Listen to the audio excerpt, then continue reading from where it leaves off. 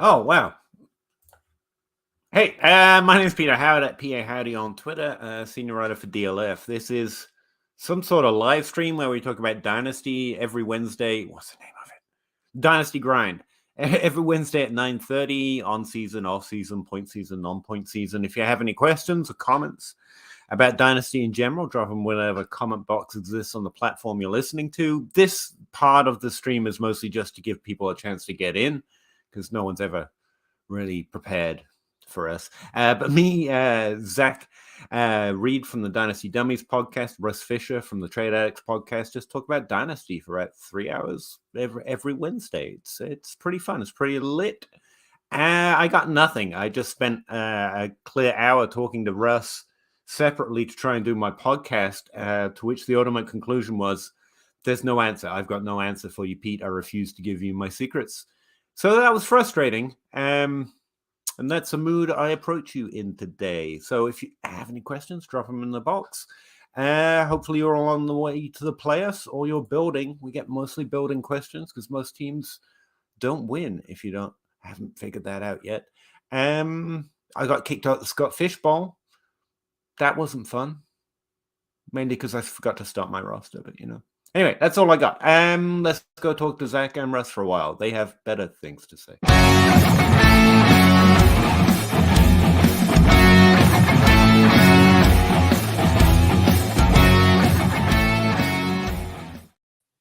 Yo, how you guys doing? We're just bopping to the intro music. Nice. It's what's going on in Dynasty? Like by week 12 or whatever it is, I feel like I checked out. Even in leagues where I'm actually competitive, I'm like, man, this has been a grind. I've started to collect rookie IDs, and I've been trying to match them up to PFF IDs because I've got this idea of importing PFF stats into my public database. I don't know if they'll sue me for that, but don't give me access, bro. I don't know what to tell you. I'm going to share them. So that's mostly been what I've been up to. It's so my head's been in the college space, not on the players. I still have no idea, but I'm getting ready for them. I'm going to import some new rookie stats. Well, I started watching rookie running backs last Wednesday.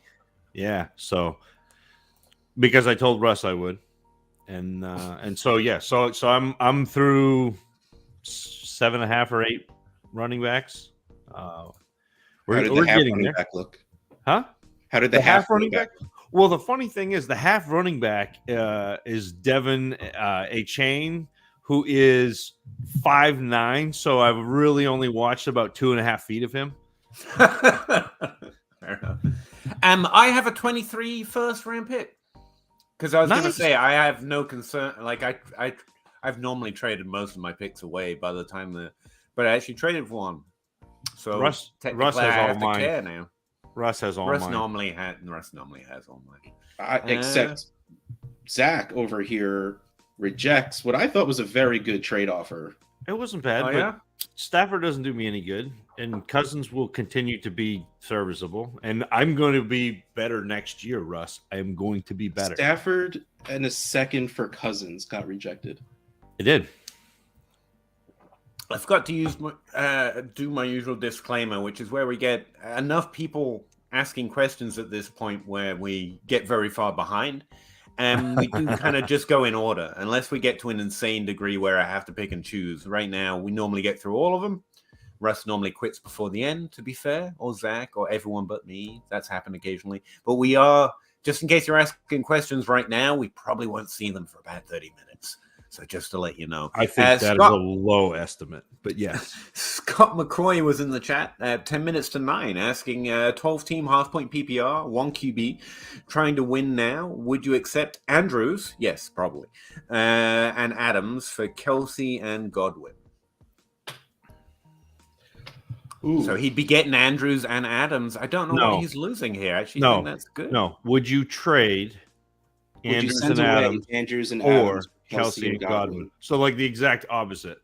I don't know what he's gaining there. Well, I mean, you're getting Kelsey, who's the ultimate advantage, and Andrews. I don't know if he's not healthy or if that offense isn't clicking. Hasn't been great since week 4.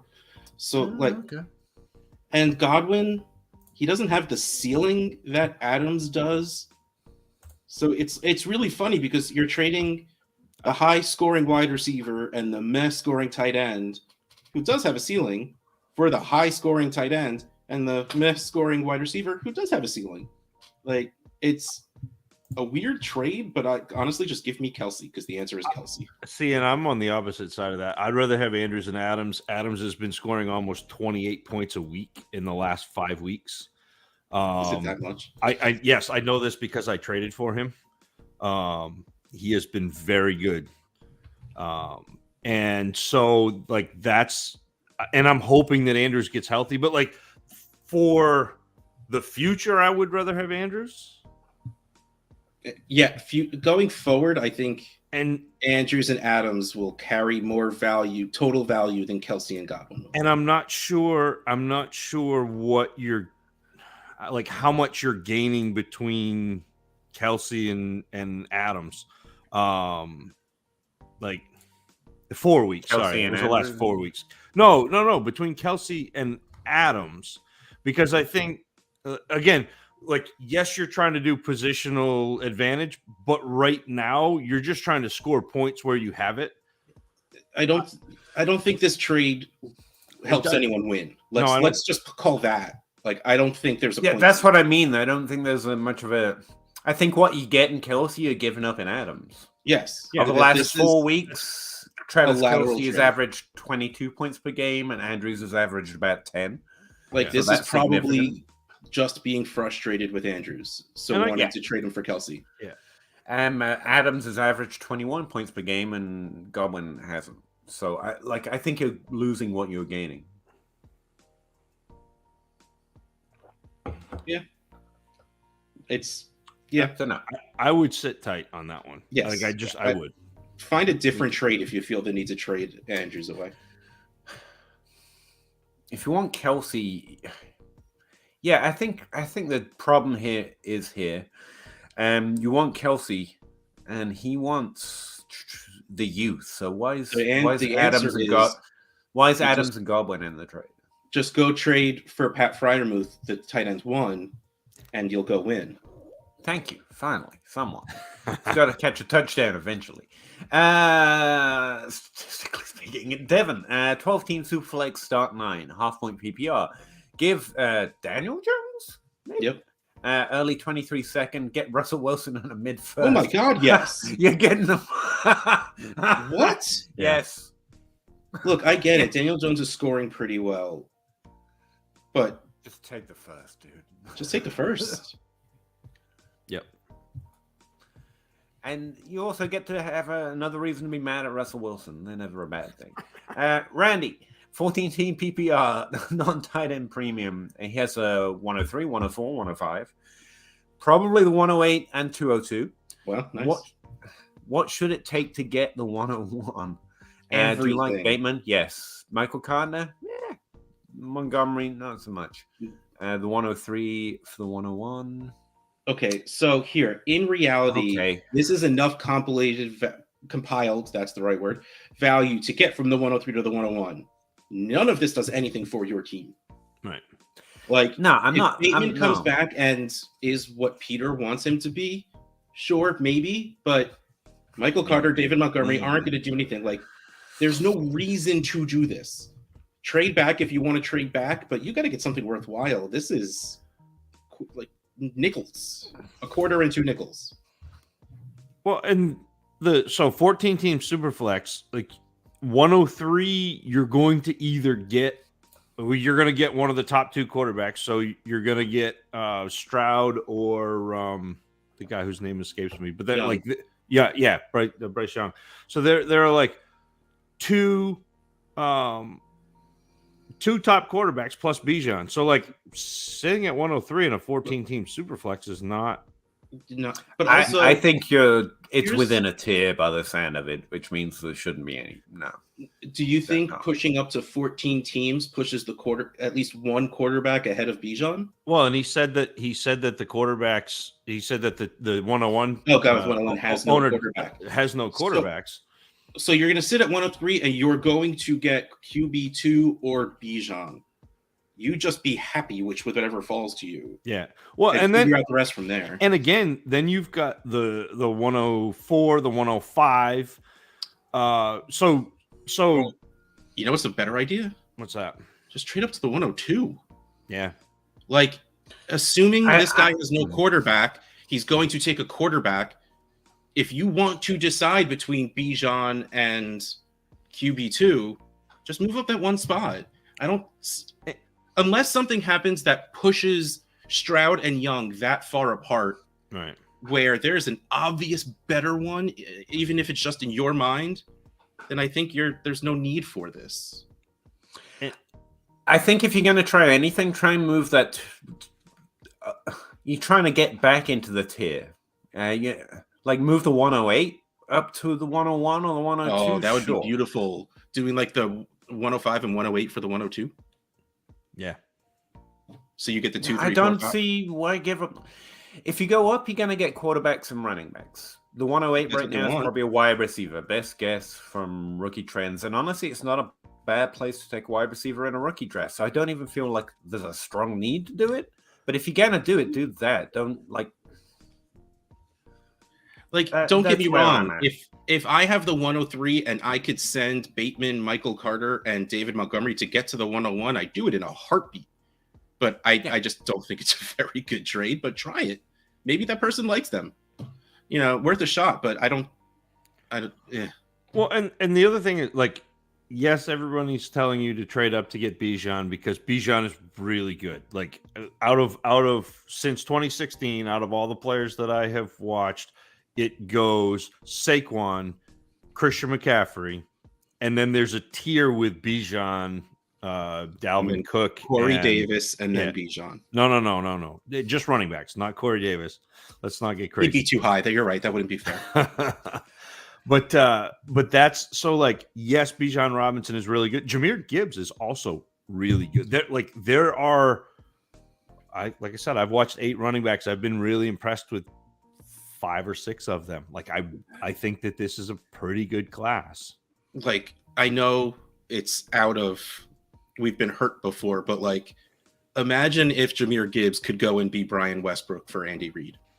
But like, that dream is dead after what they did to CEH. But like, that guy landing in the right spot, like Kamara landing on the Saints, like that, like Gibbs landing in the right spot could be like fantasy breaking. Yeah. I would just, now's not the time, even though you've clearly gone ahead and done it up to this point. Like 2023 picks are kind of off the table anyway. Like if you want to make more value moves, there's plenty to do in 2024. There's plenty to do with players.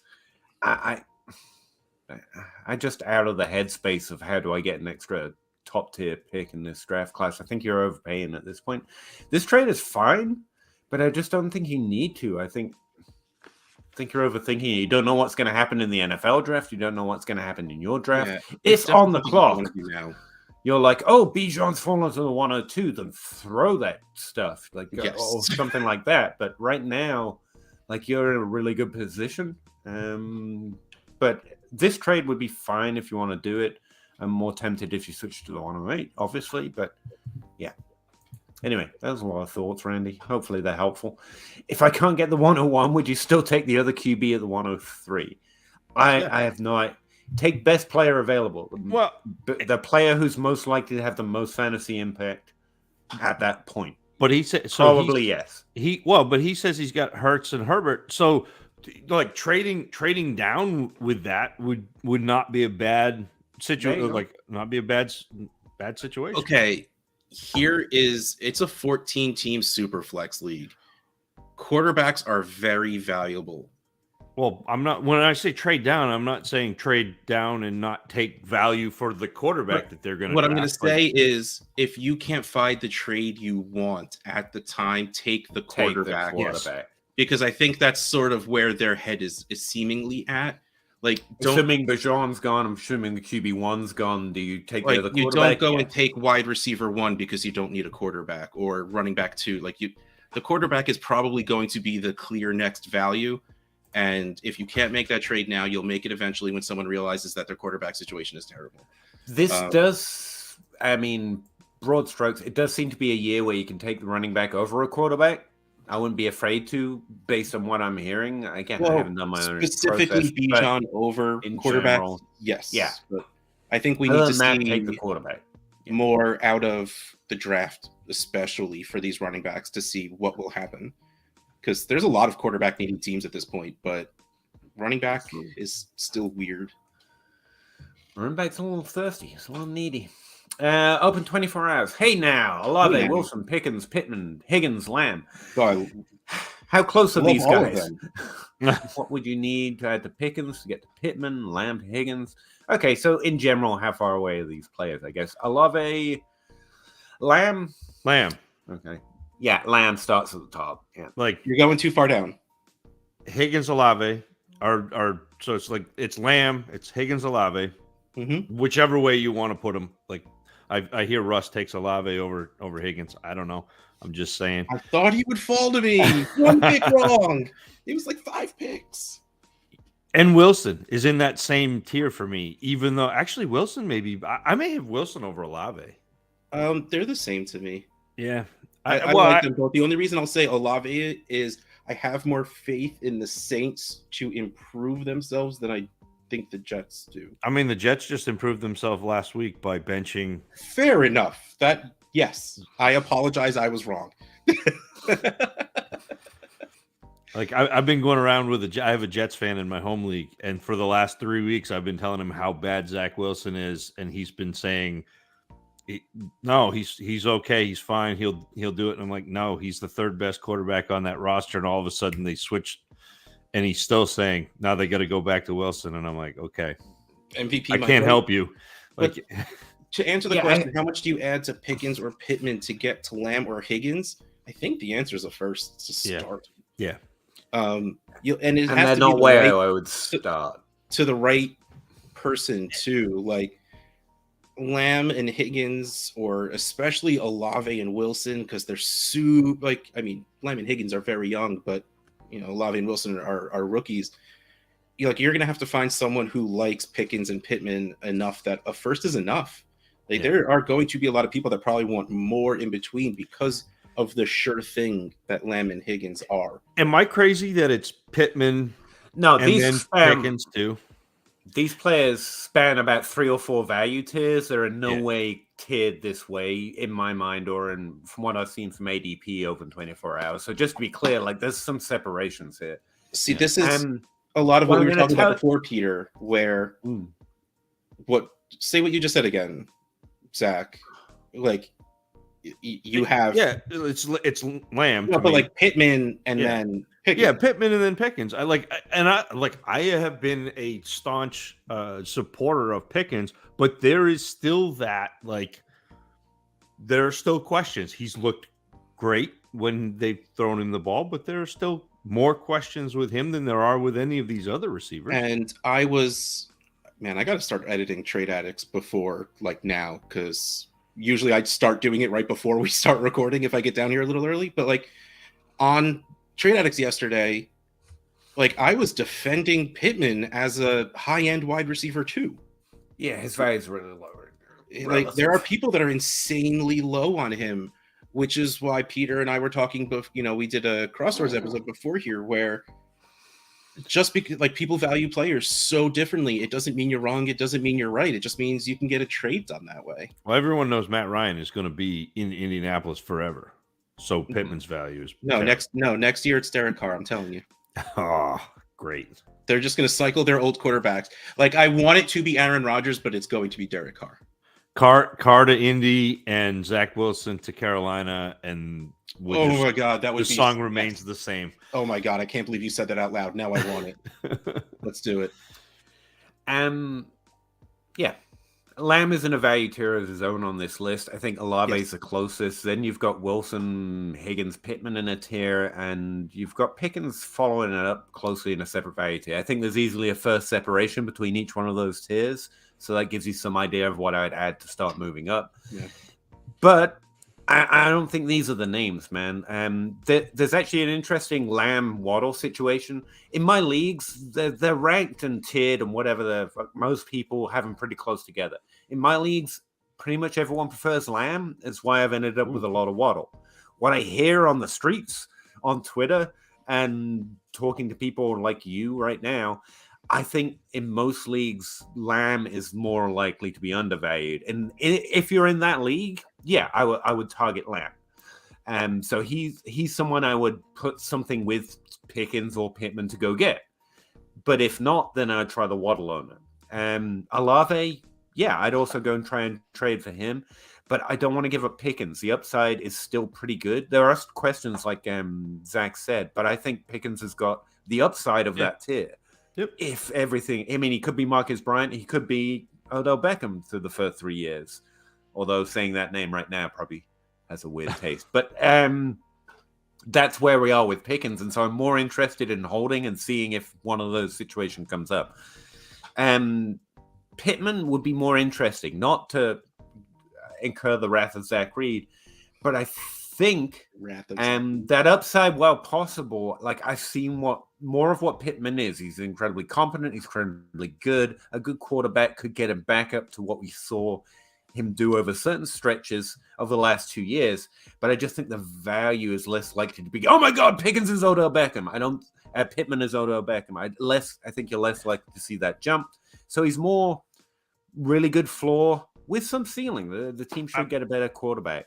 But I think there's less value jump for him. He's the wide receiver 14 right now with Matt Ryan throwing left-handed underhand. No, that's what I'm saying. He's like discount Higgins. Yeah. Like 2 games he's good. Yeah. And Higgins already has a situation. So Pittman's same tier.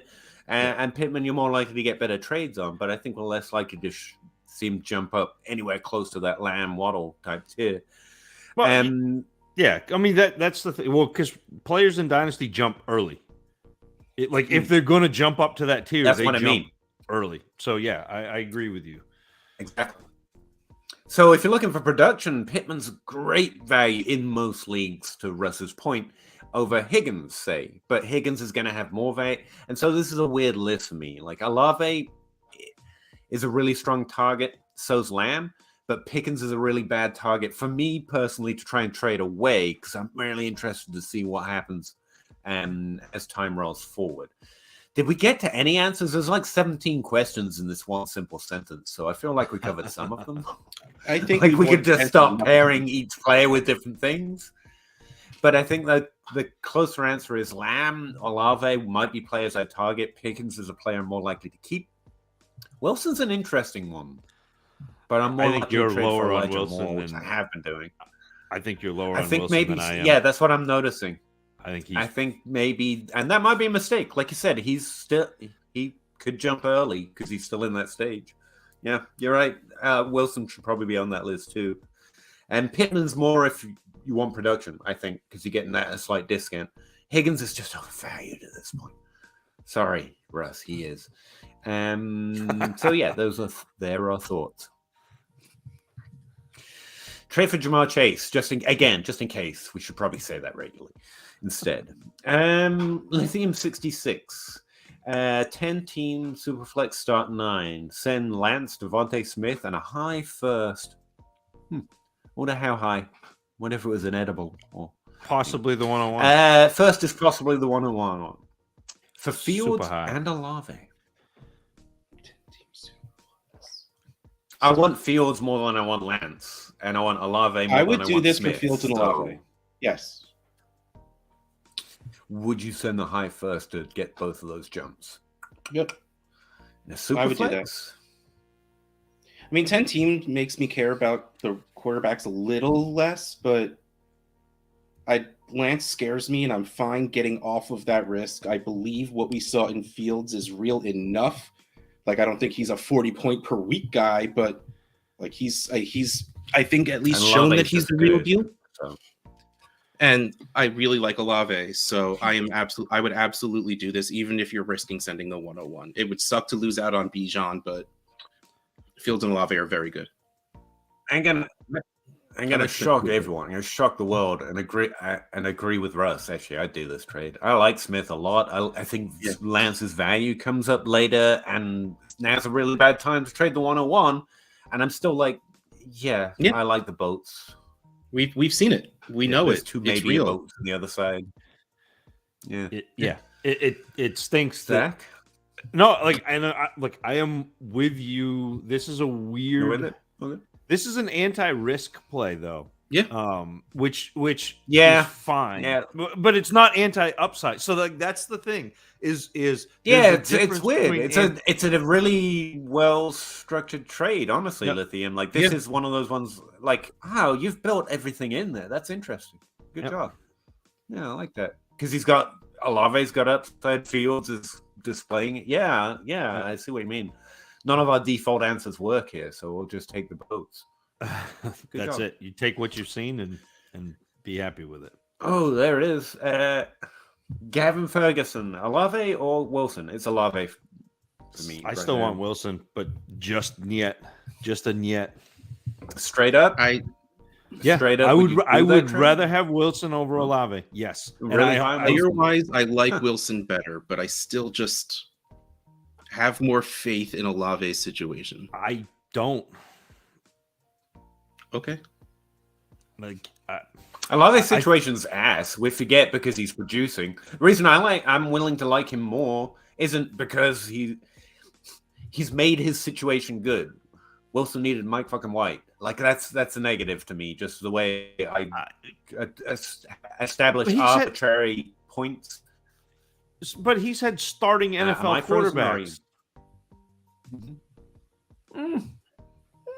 I mean, you say Andy Dalton was a starting NFL quarterback for 8 years before he started being a journeyman. Jameis Winston was a starting NFL quarterback for 5 years before he started being a journeyman. Zach Wilson has not been an NFL quarterback yet, even though he has played the position.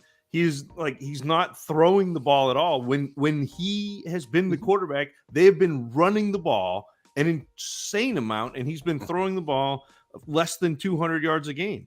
Like, how can you do anything as a receiver with that when Wilson has had a quarterback in Flacco or Mike White? He's been amazing. So I was going to say, he did well with Flacco. He's done well with Mike White. It's not a lot. Like I'm not saying that Olave is trash when I say I want Garrett Wilson. Like it's just a little bit, but I had Garrett Wilson graded out higher than Olave coming in, and he has done nothing to disprove that to me. And it's like, this is not you would never make a trade like this because you're betting on knowing something you can't know. Yeah. But if you're going to give me the choice and say, that's why I would side with Olave. That's what I'm saying. Like this is do this trade or not. And I'm like, no, I keep Olave.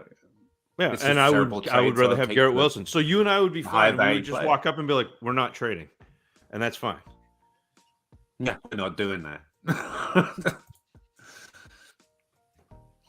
And Drampion?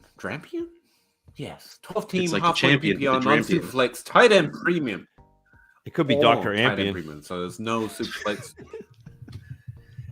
Sorry. It's true. Could be D Rampion. Who knows at this point?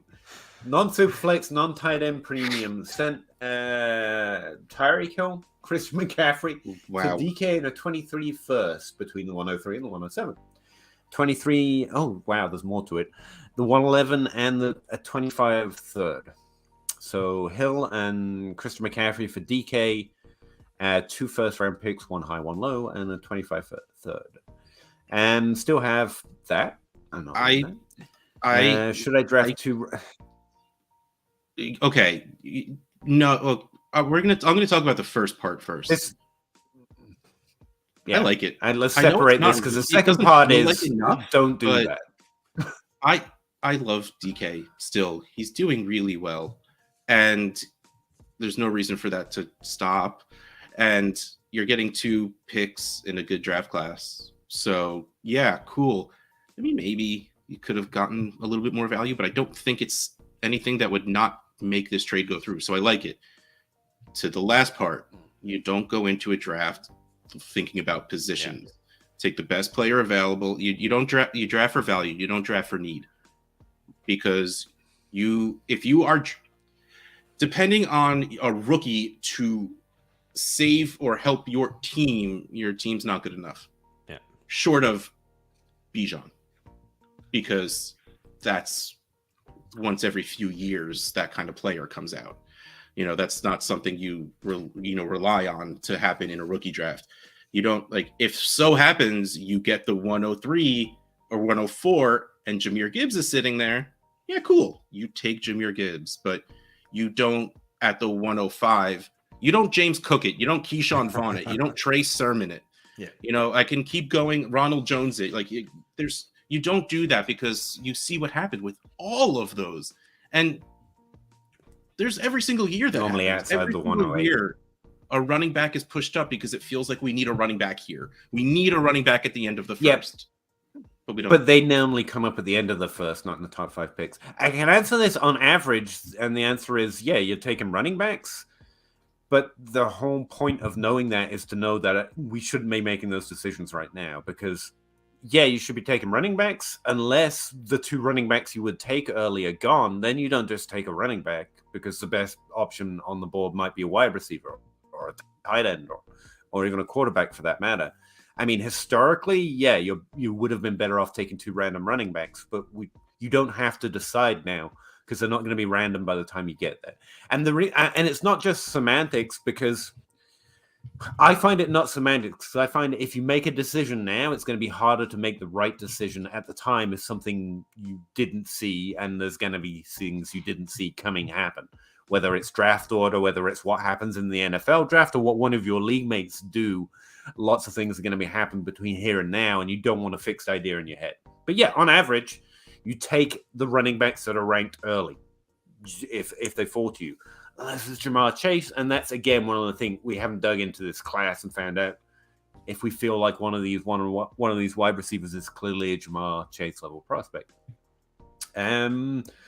Outside of that, just some interesting draft things that I know. All those running backs you're talking about, they're typically drafted outside the 108. In fact, the 109, 110. The James Cooks, the later running backs that bust that we take. In fact, a lot of great running backs have been taken between that 5 and 8 range, including Nick Chubb, including Alvin Kamara. So running backs stay thick. But the one thing I would take away is it depends on the draft class itself. Yeah. The average tells us so little about an individual draft class. If it's 2014, you want nothing but wide receivers, and you want them to the tune of an 85% hit rate. Sammy Watkins, a wide receiver 1, by the way, is the one that doesn't fit that pattern. So, again, we suck at ranking them. Whereas in 2017, you want just running backs, and classes fluctuate between those 2 extremes. Also, 2017, the round 2 was just thick as all hell because it was just straight up hits at wide receiver. Because 2017 was built seriously different. Yeah. But the answer is there is no one answer. Let's dig into the class. Let's see all those variables hit, what your league mates do, what the NFL draft is going to do, who's going to declare. And then you can start thinking about it. And then you'll probably still be surprised because someone's like, I'm taking James Cook at the 103. Screw you all. And then you're like, oh, I just get Gibbs. Awesome. Glad I didn't make a decision earlier. And he also has Josh Allen, which just feels like a flex to me. Good job. I like it, though. And Gavin Ferguson. I'm doing it. I'm starting Mike White over Russell. I don't just wish you well. I support that decision. You got to be careful, though, because they're playing the Vikings this week, who and you can't follow a big arm like Mac Jones, who threw for 382 yards and 2 touchdowns against the Vikings last week. You can't expect Mike White to have, that presence in the pocket. No, I think that's a good start. Yeah. You held out for as long as you could, Zach. Yeah. It was a valiant effort. Yeah. That's a good one. Have fun. Superflex League, by the way. Yeah. I'm not starting him even with 2 choices to start him. I don't blame him. 12-team Superflex, half-point PPR, start 10. Give a 24 first, Jerry Jeudy, and a 24 fourth, which does not matter, by the way. And got a second and 24th, and Godwin, plus a 23 third. Godwin. Yeah, this is just, easy. Yep. That's a great win now move, and not a bad win later move. Yep. What do you think of Jerry Jeudy right now? No, not what you think. That's too I'm sad. He's very young. He's shown significant skill on the field in terms of his performance. Like, not underrating him, but he's someone you're targeting, trading for. His values, like, it's got to be a first outright if you wanted to trade for him for most people. If I can get him for a mid-second, which I think is realistic these days, I think I do it. But I would do it with the knowledge that I think I need to be patient until he goes to another team. And it's not that far off anymore. I mean, he's got 20, next year. 21, 22, 23. Like, he has one more full season, and then he's a free agent. He wasn't a first round pick, right? No, he was the second round, right? I think he's probably pretty close to Bateman, but Bateman's just earlier on in his career. He was the first round. He was? Yeah, he was 15th overall. Yeah, he's really That's right. Yeah. Crap. Alabama wide receiver, right? Yeah. So they have potential to exercise the option in 24, and then he'd be an unrestricted free agent in 25. But anyway, I traded Mark Andrews and Keenan Allen for George Pickens and a mid-23 first and a second in 24. How'd I do? I say that again. I traded Mark Andrews and Keenan Allen for George Pickens, a mid-first and a 24 second. You're going to need league settings with that. Yeah, there's a lot. Like, if Superflex makes it better, if there's how much of a tight end premium matters, but right, because it feels like for Andrews, I like the idea of getting Pickens. You're getting a whole lot younger from Keenan, and he got the first. Yeah, I think that saves it because Andrews are different. Yeah. Like, if there's no premium, I hate it. If there's no tight end premium, I'm completely okay with selling Andrews for that. The more premium there is, the more it's like, well, the more he strides himself up above, the field. I think he did pretty good to answer that. I think he did pretty good. Yeah. You'd be hard pushed to expect more out of your pieces here in most leagues. So I think you did pretty well with what you got. Yeah. Evan, hi Peter. Hey Evan. Just Peter. Love your podcast and videos. Oh, thanks very much, man. Random question. What are you doing with Kamara? Is there a point where it doesn't make sense to sell, even if you... Yes, a lot of players hit that point, and you're right. I think Kamara's in it. I think Kamara, Henry, Christian McCaffrey. I think a few older running backs are probably at that point that you're just rostering them until you're done. At that point, it's like Hopkins or Cup. Well, but we're also in that point in the season, speaking as somebody who is competing in several leagues, where I have paid probably more than I should for that type of running back. Now, Kamara, we don't know what happened to him last week. He came off the field in the third quarter, went to the medical tent. And I still haven't seen what's going on with him. But he could potentially be the type of player that a contender will pay up for. Yeah. But he's not what? He's not scoring well. No, but he always has that potential to score well. That's because anything on. I think a smart competitive team it's like Najee Harris. A smart competitive team might take a slight discount, but also pay premium for a player that could help them win this year. You're right. You're in season. Points matter. Points can grease a trade. So if you're going to trade them, now's the point. I don't think you can get a first plus in value. Yeah, but I don't think you get... I don't know that you ever get a first plus for Kamara. Yeah, I don't think... No, you're not getting a first plus for Kamara. But I think that this is a point where you could pair Kamara and a player or pair Kamara and a second and get to a first, and that's still a good out if you're not a contender. Mm-hmm. So I think that's smart. In general, that's where I started. In general, I don't think I'm getting a trade that I want, so I'd probably keep him. But I'd definitely try it, especially if I'm not a competitive team. I mean, this is the time to try. Right. Well, and that's the other thing is if you're not competitive, keeping him doesn't help you. But it does not help you. It literally hurts you. Yeah. Yeah. So. Stickman87, 10-team Superflex, start 9, half-point PPR, plus 0.5 tight end premium. Give a 24 first, Gerald Everett, 24 second. Wait, I've messed this up somewhere along the way. No, you're right. Give a 24 for first, Everett get in the second. Everett in the second. He's a contender, needs a tight end. I think Everett's a pretty good target for that. I Just don't want to give start up Logan my Thomas first. last week, just to let us know how desperate it is. Everett A first isn't a sure thing. I'm not paying a first. Yeah. I get that you're getting a second back, but I'm just not sending a first away for Everett, even with that second. Yeah, I think if there is a mistake here, it's thinking that a first is 2 seconds, if you know what I mean. That's where the value's off. Like a second and a Gerald Everett doesn't equal a first, because a second isn't half of a first. You know what I mean? Right. I think that's the calculation he's done in his head. I don't mind targeting Everett, but this isn't quite there for me. It's a 24 first as well, so it really has. It's all right.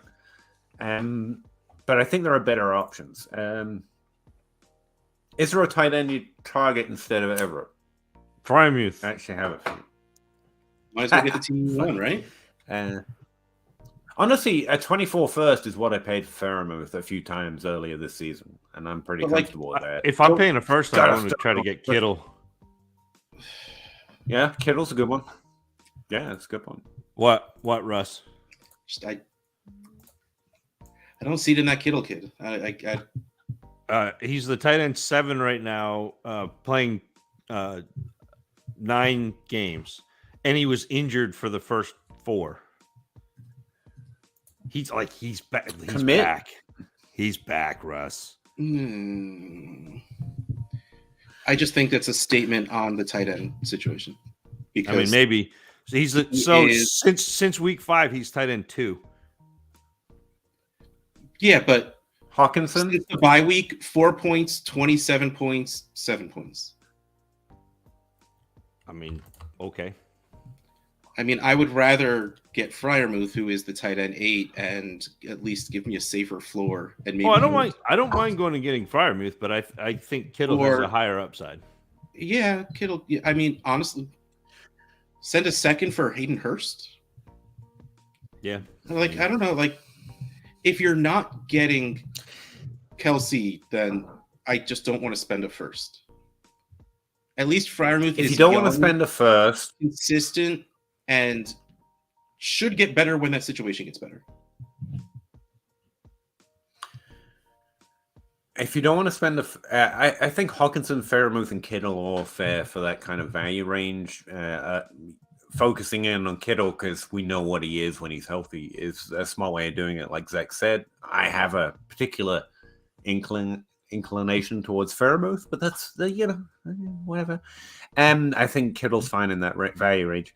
If you don't want to spend a first, I think Tyler Higbee is definitely worth less than a first, especially where he's been injured. And he could, when he's back from that, I think it was a practice injury. He could definitely do more for you for what his value probably is right now. Outside of that, it's like over the last 5 weeks, Schultz, would he come for less than a first? Probably. He should. I would do that. He's less sexy. Yeah. Can catch 2 touchdowns every once in a while. Like, yeah. So, yeah, go get Kittle or Faramuth or Hawkinson or try for a little less. And Schultz, I think, is a really decent target for a second. Yeah, I just don't think you're getting in Gerald Everett what you think you're getting in Gerald Everett.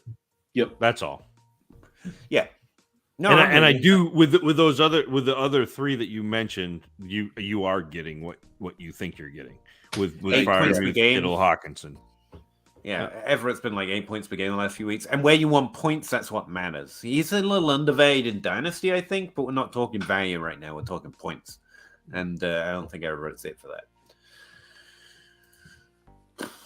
Alec, what kind of strategy would you guys use in your team is making the playoffs?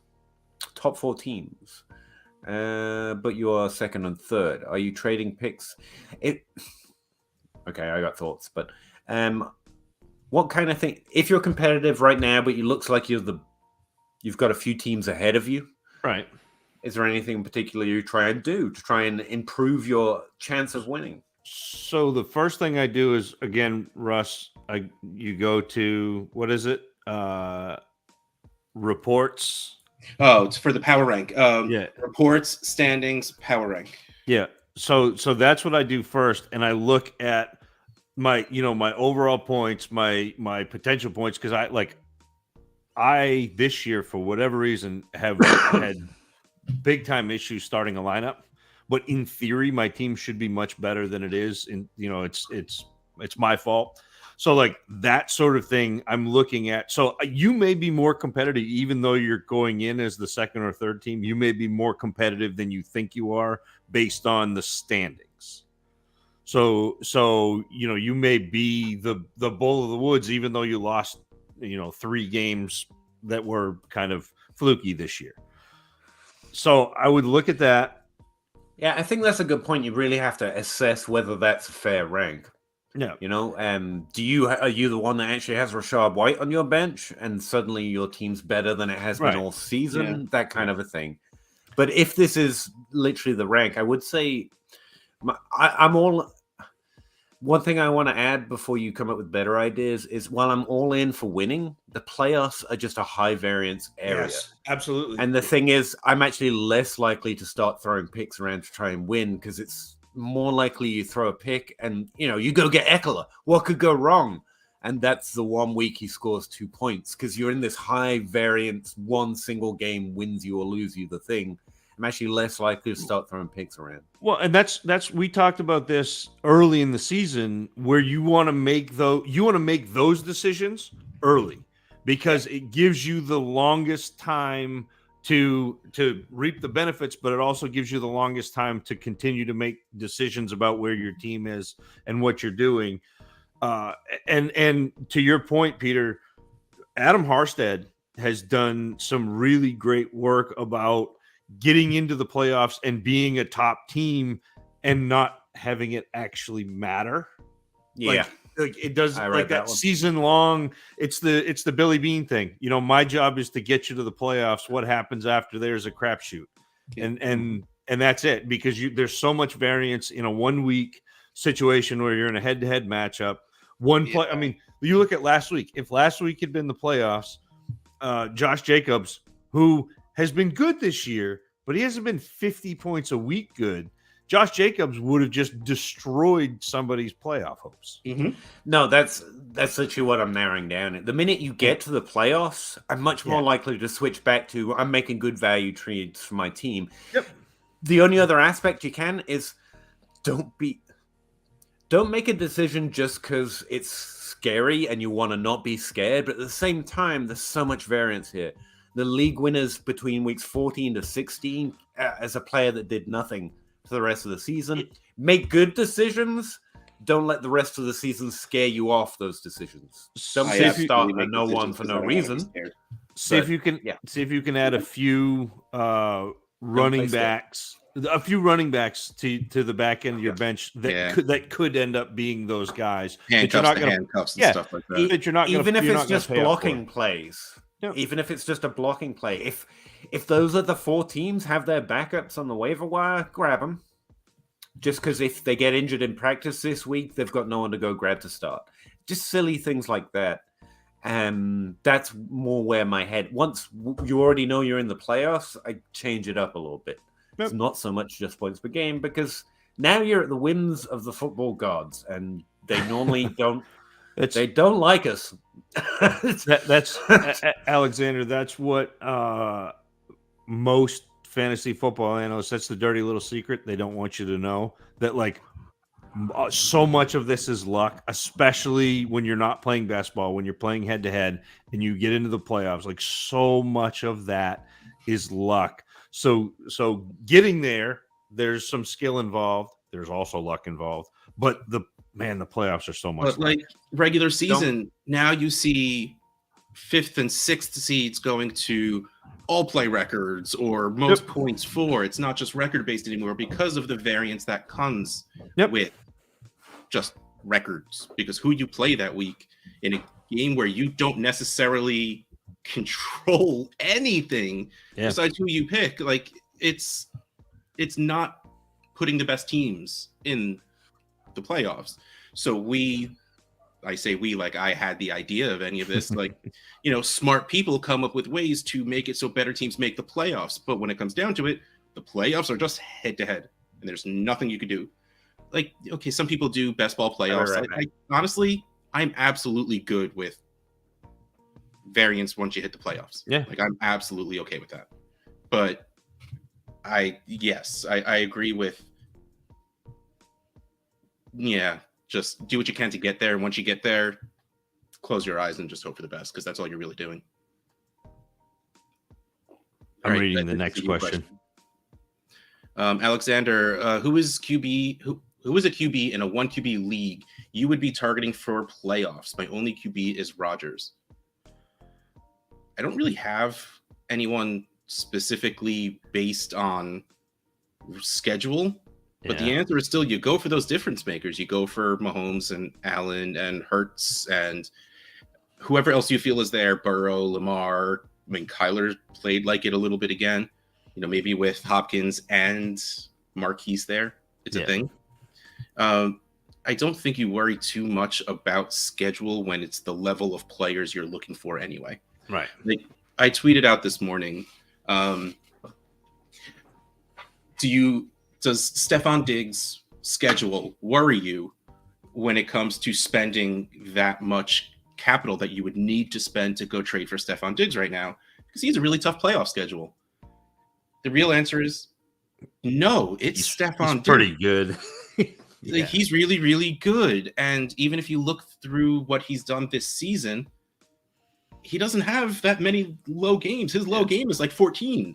Yeah. Like, so no, like, I don't think you really, like, if you want to find a cheap quarterback, like, the Saints have a pretty decent schedule. I mean, I think, no, the Raiders don't. Like, I can't remember anymore. Like, I looked into it at one point, but like, if you're looking for that low-level quarterback, which chances are in a 1 QB you're not, that's when schedule matters. But if you're telling me what QB am I going to try and trade for in a 1 quarterback league, it is only going to be those top guys.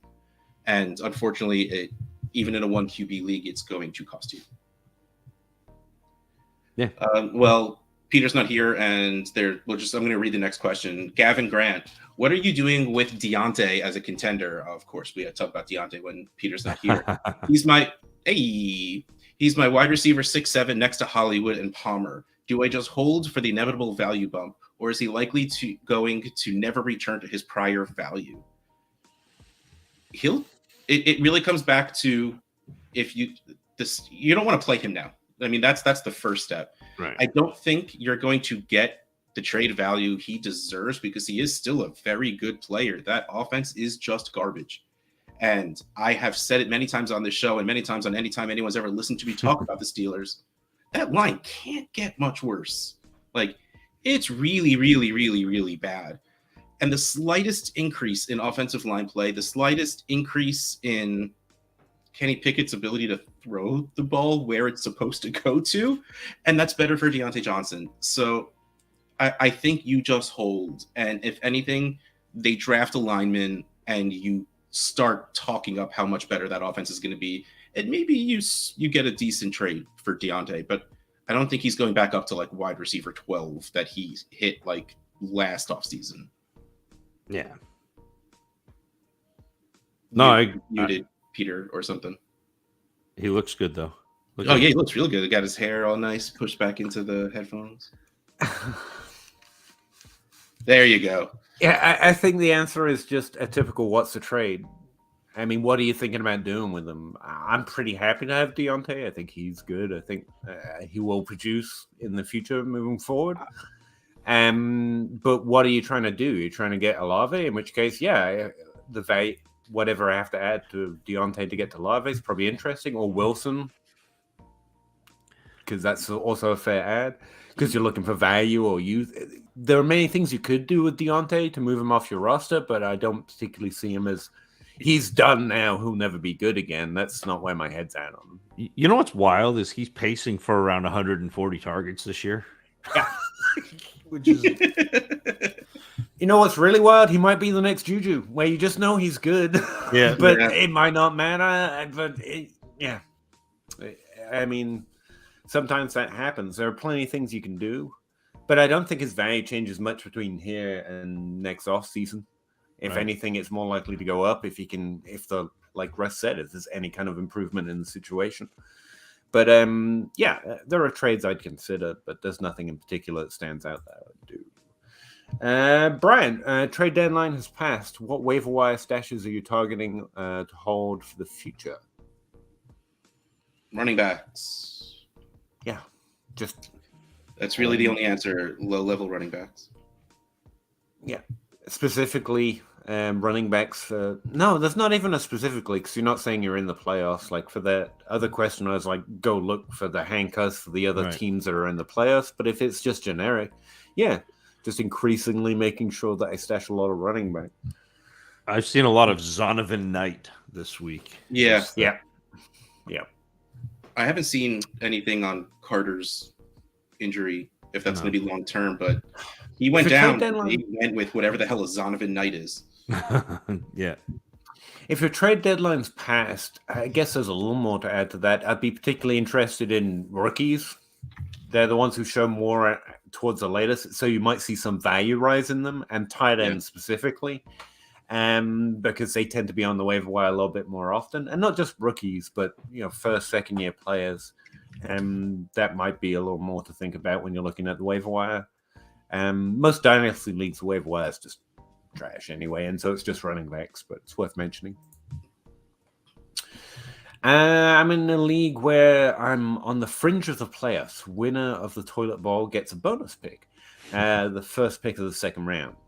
So there is incentive to keep competing with him as my running back too. Oh, so you are interested in points then, and that's cool. Yeah, again, same advice holds.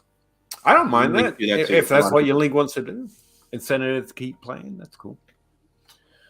Using your first or second for quarterbacks, was this? That was what quarterback would you target? I'm probably not spending a first on a quarterback unless I'm getting, like Josh, like that top tier quarterback, that one of those top 5 guys, because traditionally, to me, in a single quarterback league, I've been able to get those players in drafts in the second round.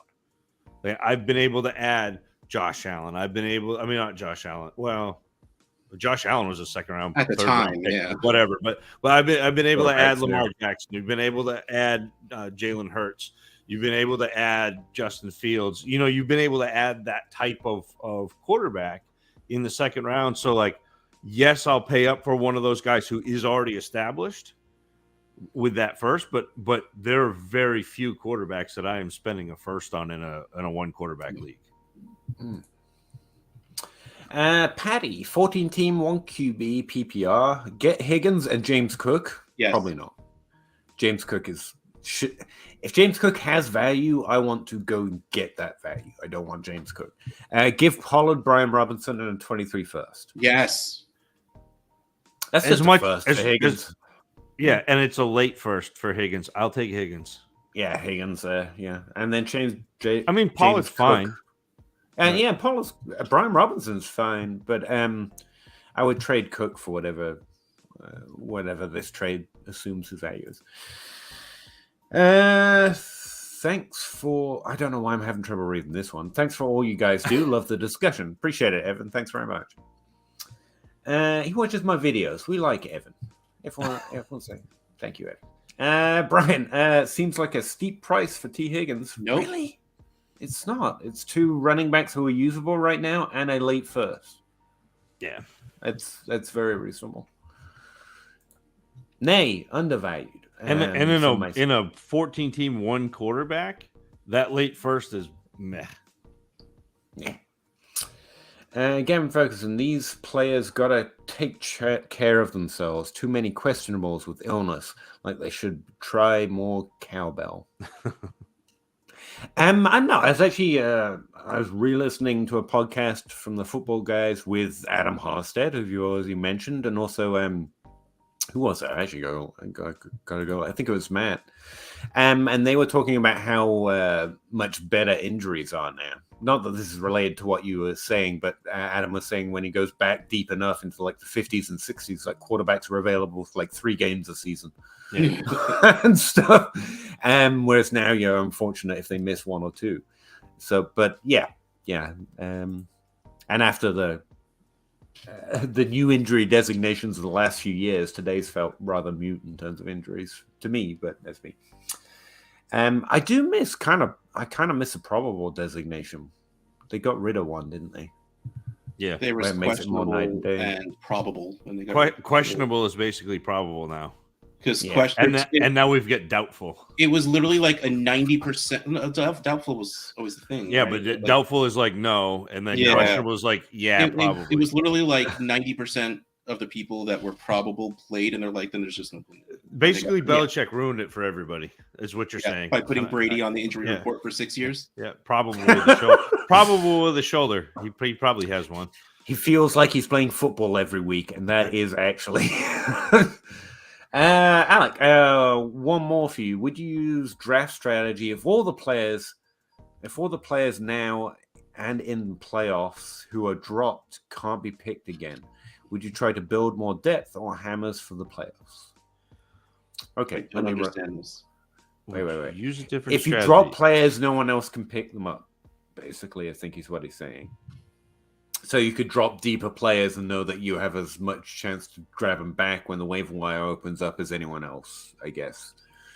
So would you drop like wide receivers or tight ends that are deep and that you're just holding on to for the future and trying to add more running backs? And I think ultimately the answer is I wouldn't draft any of the wide receivers or tight ends I hold on my bench, because I don't hold particularly deep wide receivers or tight ends. If I have them on bench, I'm pretty hopeful, and the rest is just running backs. So I'm probably already employing the strategy that this would optimize for, if you know what I mean. Yeah. No. Yes. Because if you picked up players literally just to fill your roster. Like I get yelled at constantly that I don't have a full roster in a lot of leagues just because yes, the right thing to do is have a full roster because you can get lucky enough that one of those random guys you pick up, could be a thing. Like if you did that, sure, drop those guys. But it, like Peter is saying, if they're on your roster for a reason, I probably wouldn't drop them just to go pick up a handcuff. Right. I guess that's really,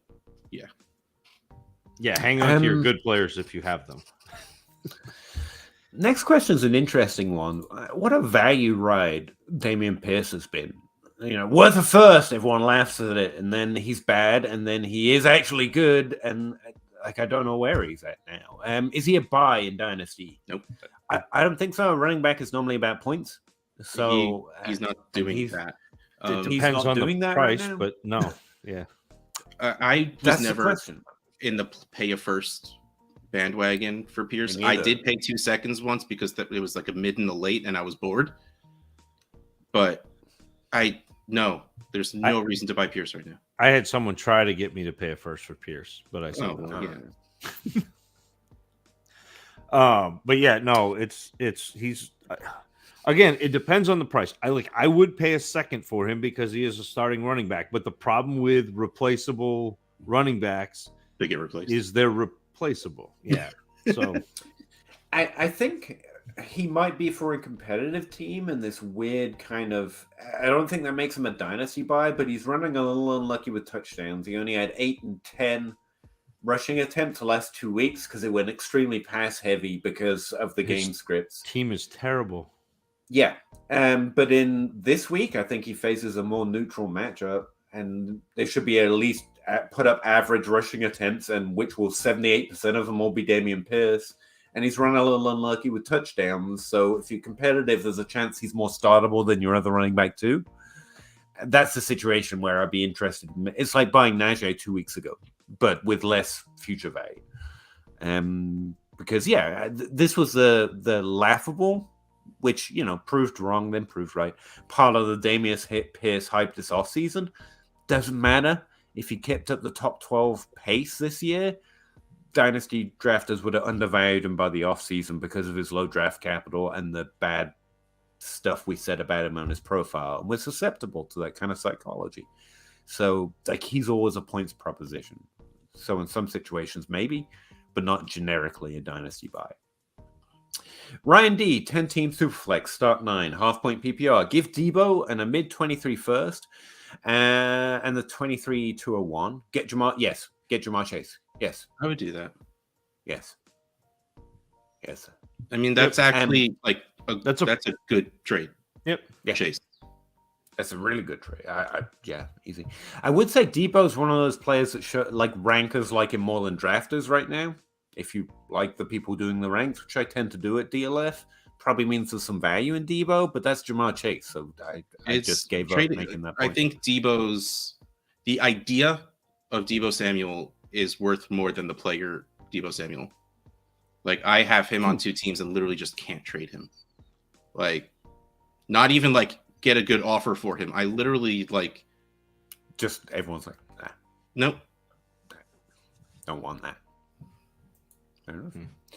Andrew A, trade a 23-105 for Olave. Yes. That does make him a buy in Dynasty. Sorry, I'm deboing. 23-105 for Olave. Yes. Yeah. Yep. Yeah. You're hoping the 105 becomes as and just gonna put it out there. Potential for Probably Even if running this is Superflex, the answer is yes. Yeah. 12-team Dynasty Superflex, start 10. Currently ranked 4th. Need to start 2 running backs and currently only have Walker. He's basically Start him 2 twice. running backs. Yeah. Yeah. What is the best Kenneth running Walker back? in one spot, Ken Walker in the other spot. Running Put him backs to more target stats for on points right now. Jamal Williams. That's probably where my list starts. Start throwing seconds at players like Miles Sanders and Isaiah Sanders, Pacheco, and he just had a huge game. But Miles Sanders did just randomly score 2 touchdowns. The week I benched him.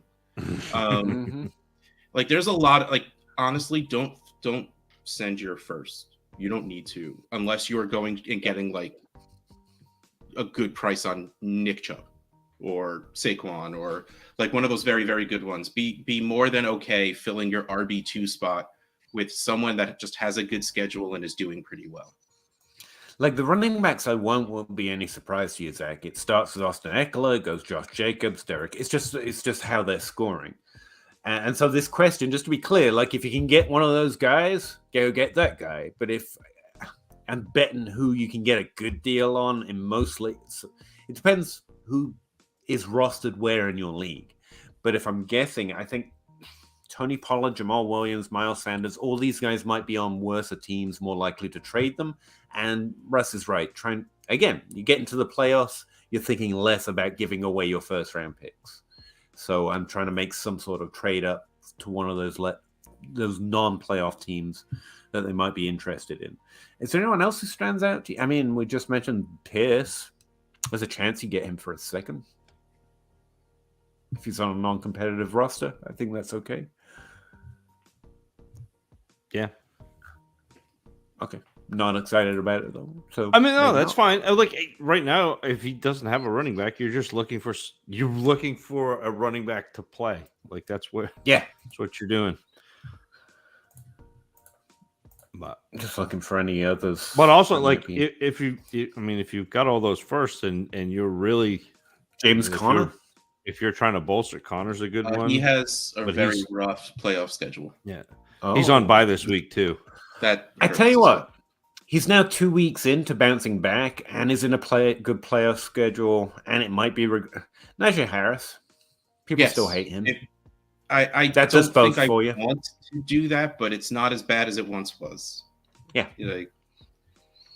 and people still hate him. Pay too much for him. Probably, but that's why I'm throwing it out there. Maybe the hate still exists, and you get him for a package rather than a first. Then that might be a good move. Mr. Moore, hey gents, 12-team, 1 QB PPR start 7 with short starting requirements. It seems necessary to have as many hammers as possible. There's a hammer and nails joke here that I'm just not seeing. Need a quarterback with 6 firsts in 2023 and no strong quarterbacks. Give mid to late first. Yes. Give a first for Hurts. Yes. Oh, wait. No, No, that's 2 firsts. Nope. Give mid and late. Yeah, still, yes. In a 1 quarterback? 2 firsts for Hursts in a 1 quarterback league. It's a short starting requirement. Doesn't that up the priority, though?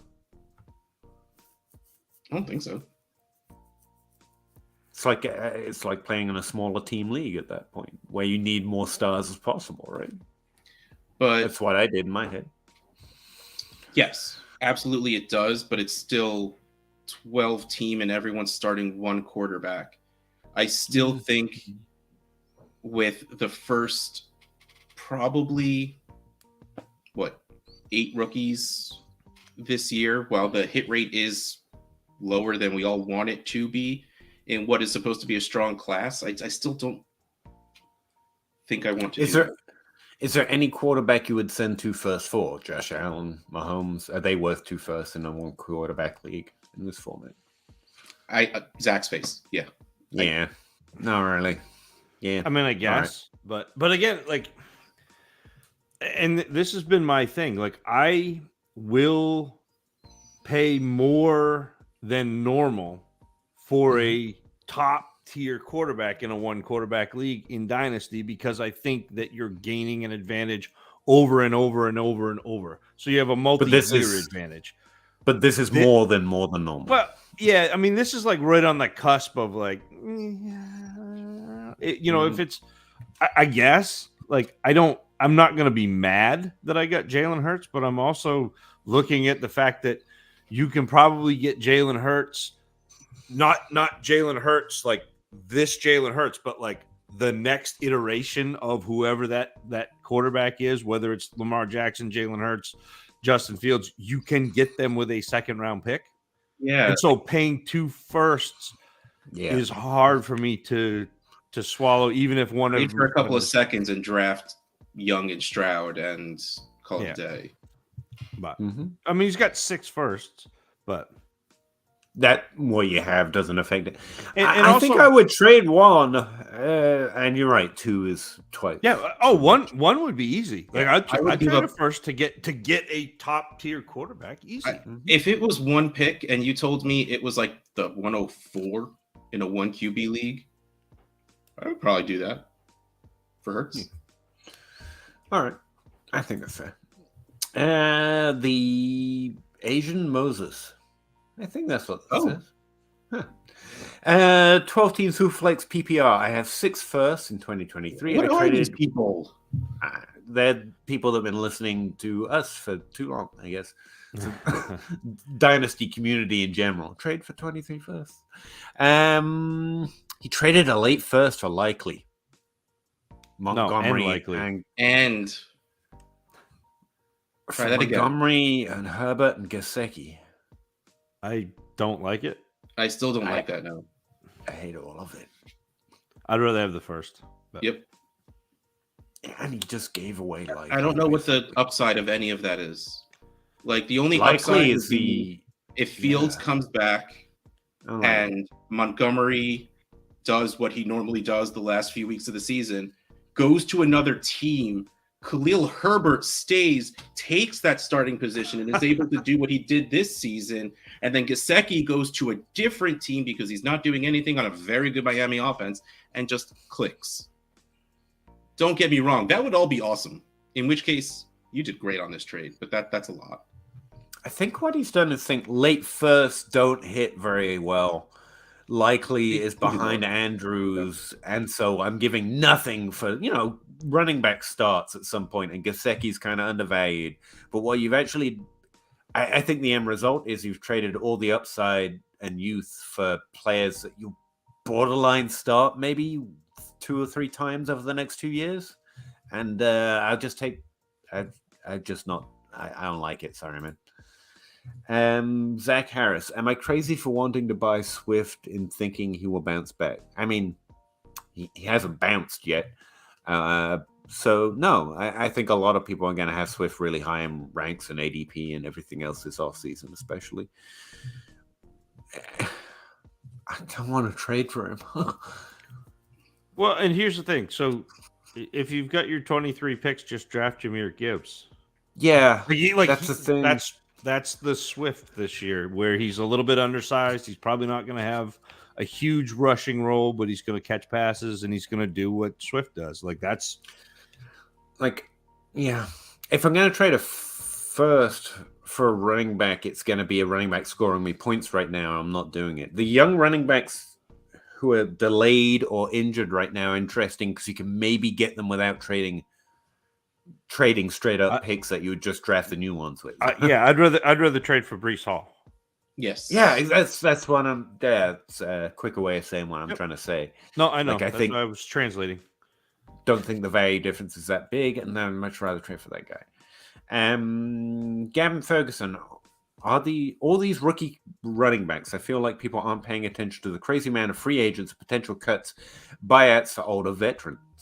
Yeah, that's kind of what I'm hoping happens. I hope people keep undervaluing these older running backs. Yeah. I mean, but some of if that's so, we'll gonna play happen. it. We did this off last this season. Some of these rookies aren't going to be good though. The Gurley group sucked because of injuries, but we saw Gurley go off pretty early in his career, and that was wonderful. And these guys aren't actually Gurley, so probably aren't coming in with a major injury even into their rookie season. So yeah, a lot of these rookies are gonna make you feel it if you devalue them, if you know what I mean, because of the veterans. But yeah, it's going to be a mix in the top 12 for the next few years. Alex, 14-team Superflex. In a Superflex, I think it's a question. I'm not ready to call it. It's only 101. Oh, like I said before, 14-team does that push one of the quarterbacks over Bijan. It probably will for a lot of people. What happens in the draft? Yeah, I don't know yet. Yeah, I think it's going to be a thing some people do this year because the profile just seems so rock solid. You can draft a Saquon Barkley above the quarterback in his class. I think it's going to happen. Will I do it? I mean, that's where we go to Zach. What's going to happen in the draft and in my draft? And yeah. I'm going to wait to call it for what I'm actually going to do. Is you get the 101, you trade back to the 102 so you don't have to make the decision, and you're just thrilled with whatever you got. Just trade the stress away, I guess. Yeah, I am all for that. Gavin Ferguson, I have Montgomery, Jacobs, Kareem Hunt, Jeff Wilson, and Madison as free agents in 2023. AJ Dillon, where the Packers might try and get out on Aaron Jones and Khalil Herbert. We've been saying that about Aaron Jones way too long, but yeah, AJ Dillon is fine. Yeah, he's good. I mean, look at Jamal Williams. But again, like Gavin's, this is kind of pairing with Gavin's last, where he's saying, people aren't paying attention. But also, think about, aside from Josh Jacobs, like most of these guys are either replacement level or journeyman. And so there are 4 or 5 running backs that have potential to, and again, they probably won't all be drafted in the first 3 rounds, but we'll see where things shake out. You're going to know pretty well where the NFL thinks or what the NFL thinks of this class after day 2 of the draft. And you'll be able to make bets that way. I mean, these are the types of running backs we're normally targeting in Dynasty. This is the way we play. There will be replacement running backs from nowhere. Don't get the fact that running back works like this a lot confused with some of these rookies can be the most phenomenal players you've ever seen in your life, and all of this is still true. They're not mutually exclusive, if you know what I mean.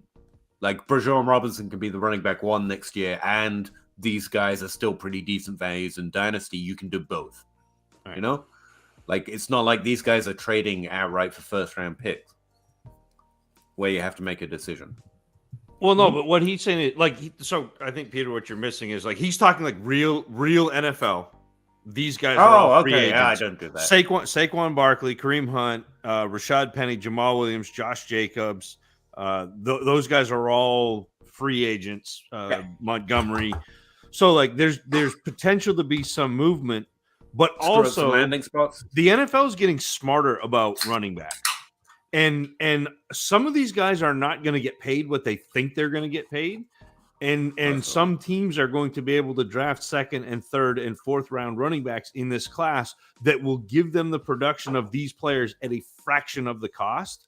And so it depends on how many dumb teams there are signing second contract running backs. Zach Harris, how do you feel about my trade from 2 days ago? 12 teams, start 10, Dynasty Superflex. He got Waddle. I love it. Wonderful. Oh, wow. And you gave up a whole lot of blah.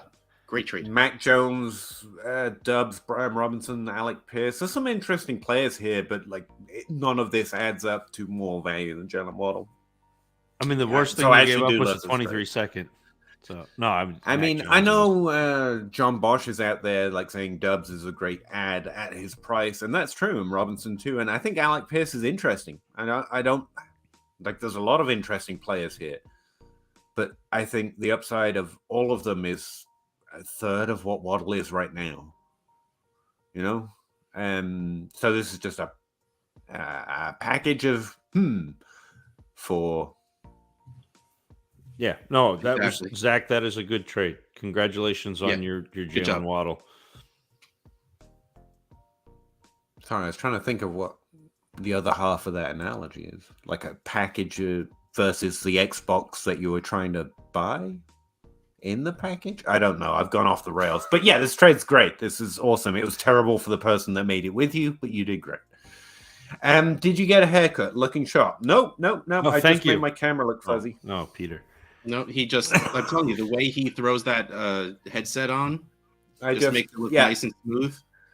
When it gets too long, I just start holding it back. It's like a hairband at this point. Yeah, I realize I don't need these. They're just doing a job. You got a Justin Herbert thing going on. I like it. There you go. Alan, do you all think that AJ Brown, T. Higgins, Debo, Burks, Elijah Dubs, okay for next year? Or should I start moving assets? You should always be looking to trade for players that you like better than your league mates at a fair value. Yeah. I don't think there's anything wrong with any of those players to answer the exact question. Yeah. I don't see anyone that I think I am higher on than most people right now. Maybe AJ Brown. Maybe people hate him because he's sometimes, he's slightly older and hasn't been Tyreek Hill this year in points, but he's been good. But I doubt it. I doubt anyone's super high on you. Sorry, hang on. I'm reversing. I don't think anyone's higher in my league on these players. Maybe T. Higgins, like I've mentioned. You might have a Russ in your league, and they're like, "Oh yeah, I'll give you whatever you want for T. Higgins." But like, I think I'm on average or higher on most of these players. I think after a good game, you might be able to get a pretty good price on AJ Brown. That's really about it from these guys. The rest of it, I think they are what they are in a lot of people's minds. I mean, for AJ Brown, I want the value of 3 firsts, which you're probably not getting. So I'm keeping him. T. Higgins price for sure. Pretty much the same, maybe a little less, 2 first plus. Debo, same as Higgins. So if you can trade him away for that or more in value, sure.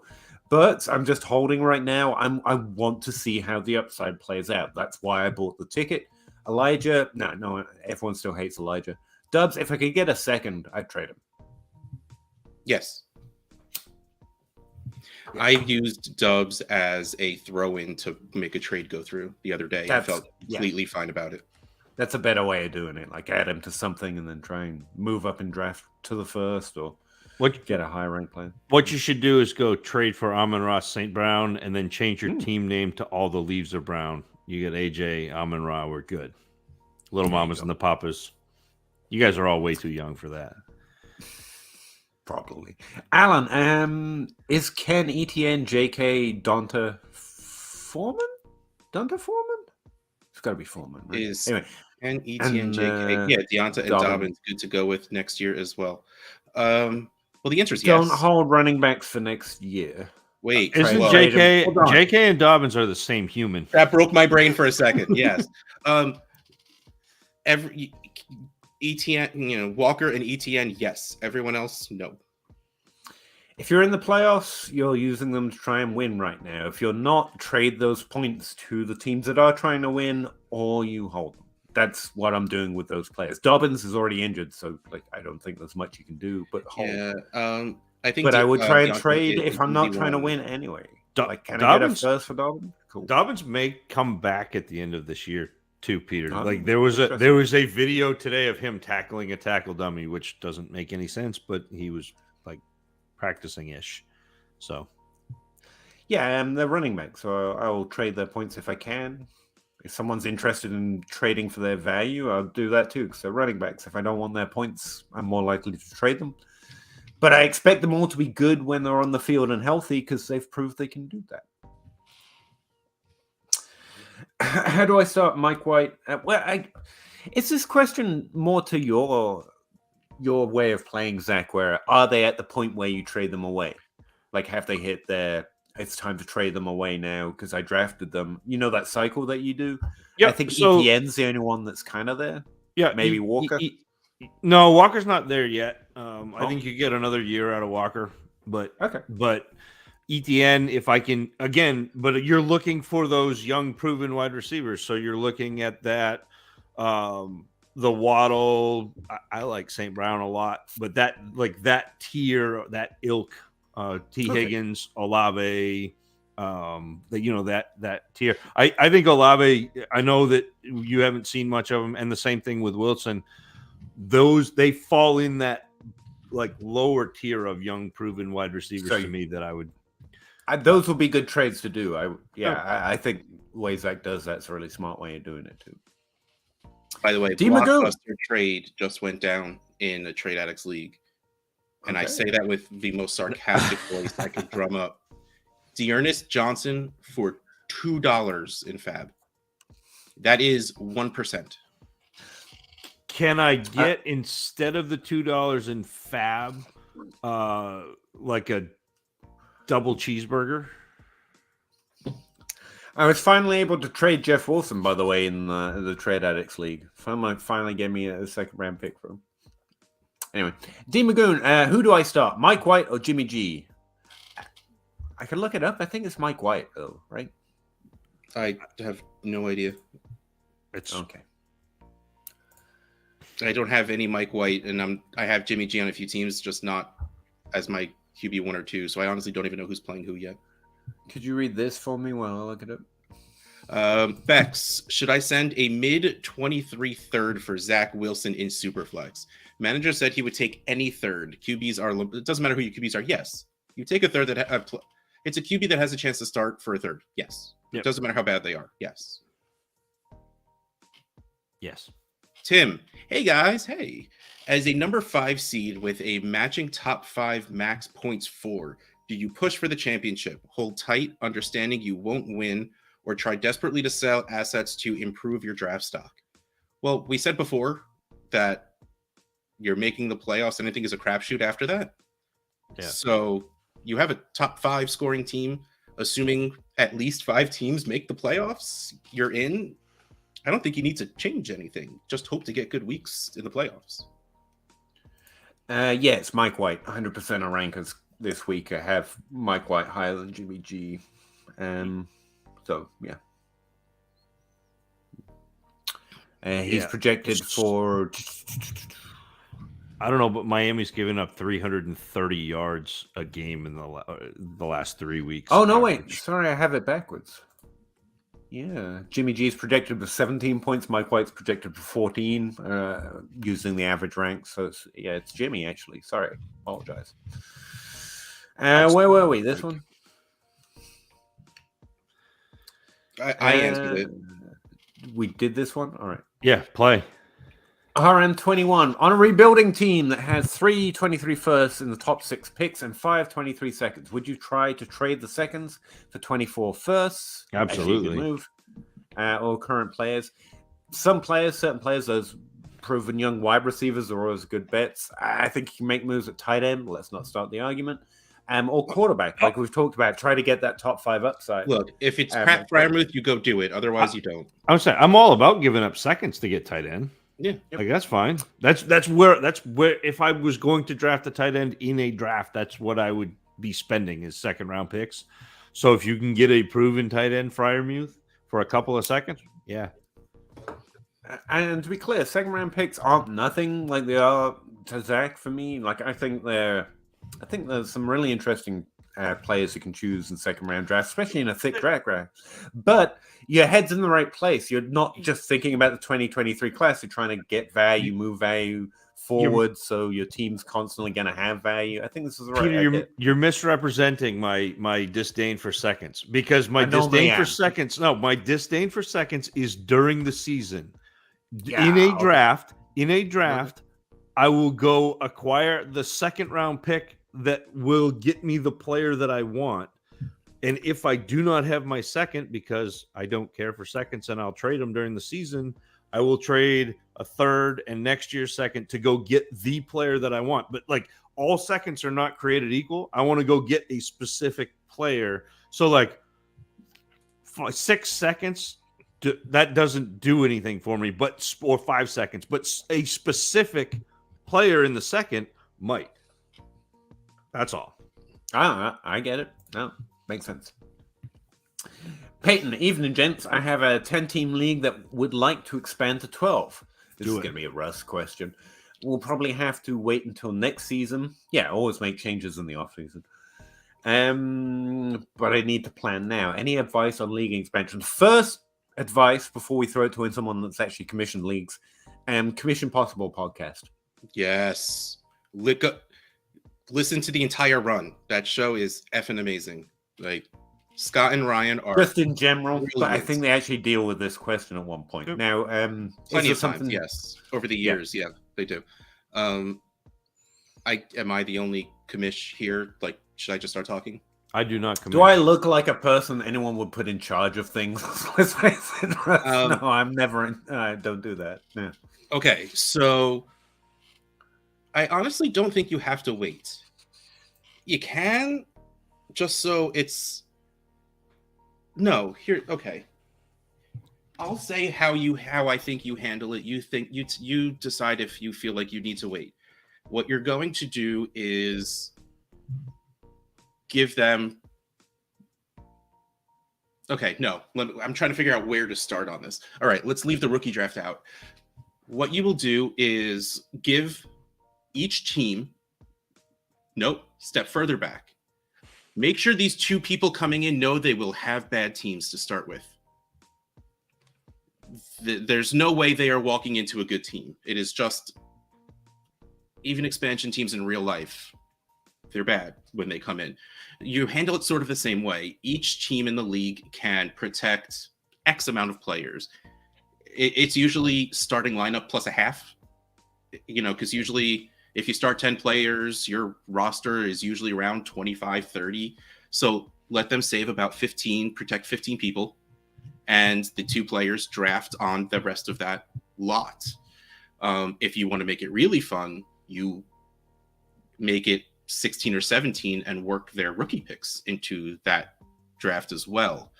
And if you don't want to do that, you give them.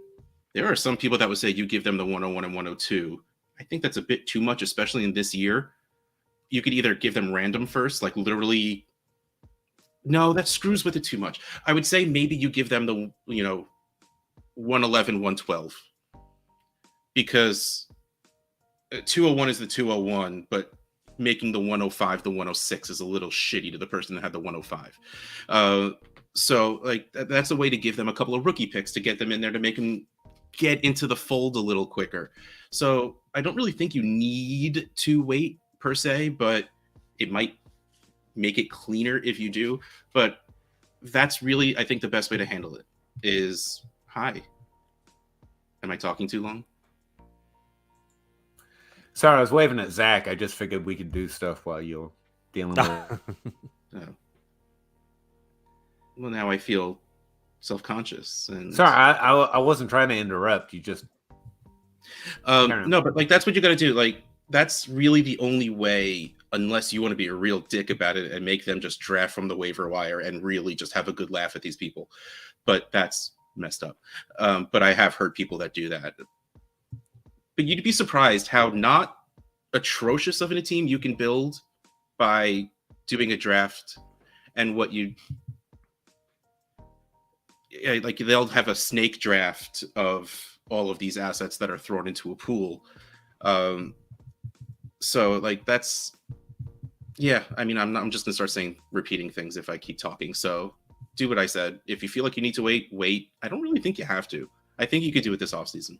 I was gonna say the nightmare, the tendrils of the way those decisions can snake out. It's almost exactly why I do not relish the idea of being a commissioner. There's no perfect way. For sure.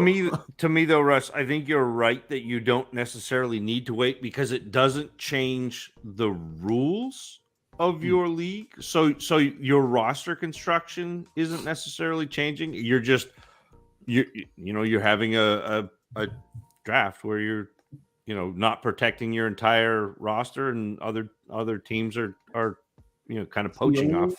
Reason I would think waiting matters, and I don't agree with this, is that people, like, let's assume you trade 2-year picks out.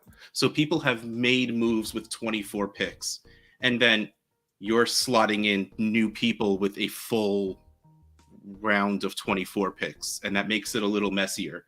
So if you wanted to wait and everyone gets their 25 picks at the same time, when these new teams then get their full clean draft of 25 picks, I get it. It's cleaner. But none of this is going to be clean. So why wait? If you want to get the people in, get the people in. Don't make them wait another year. Like, let them use this time to make their team better by the time 2 years rolls around, and so they didn't have to wait for that to start. I just say let it go. Let it go. Good luck, Peyton. Seriously, sounds fun. Gavin Ferguson, half-point PPR, start one running back. Jeff Wilson's revenge game. Hunt versus Houston. Maybe Watson checks down in his first game back and get Chubb out early if they run it up. Or Kyron Williams against one of the worst running back defenses. Wait, what? Like, which one? I would probably start Wilson, but Hunt, because of they'll sit Chubb. Right. No, yeah, Wilson's the answer. Peter has a spreadsheet. I do. Yeah, it's Wilson. I'm leaning Hunt. Does anything change if Mostert and Akers don't play? San Francisco is a tough defense. It's not great. No, because Jeff, if Mostert doesn't play, then the answer is definitely Wilson. But Wilson still was getting a much larger backfield share. I just think Wilson's the right answer. I think he is. Yeah. Do any of you guys have a big board of guys you really like or rate highly in the 23 class? I know Zach has at least started his film process. Multiple firsts in most leagues.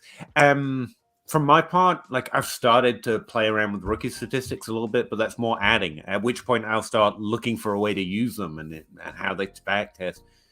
By the time we know who's declared for the 23 class, I have a pretty good sense of my ranks. I do produce a big board as well as rookie ranks.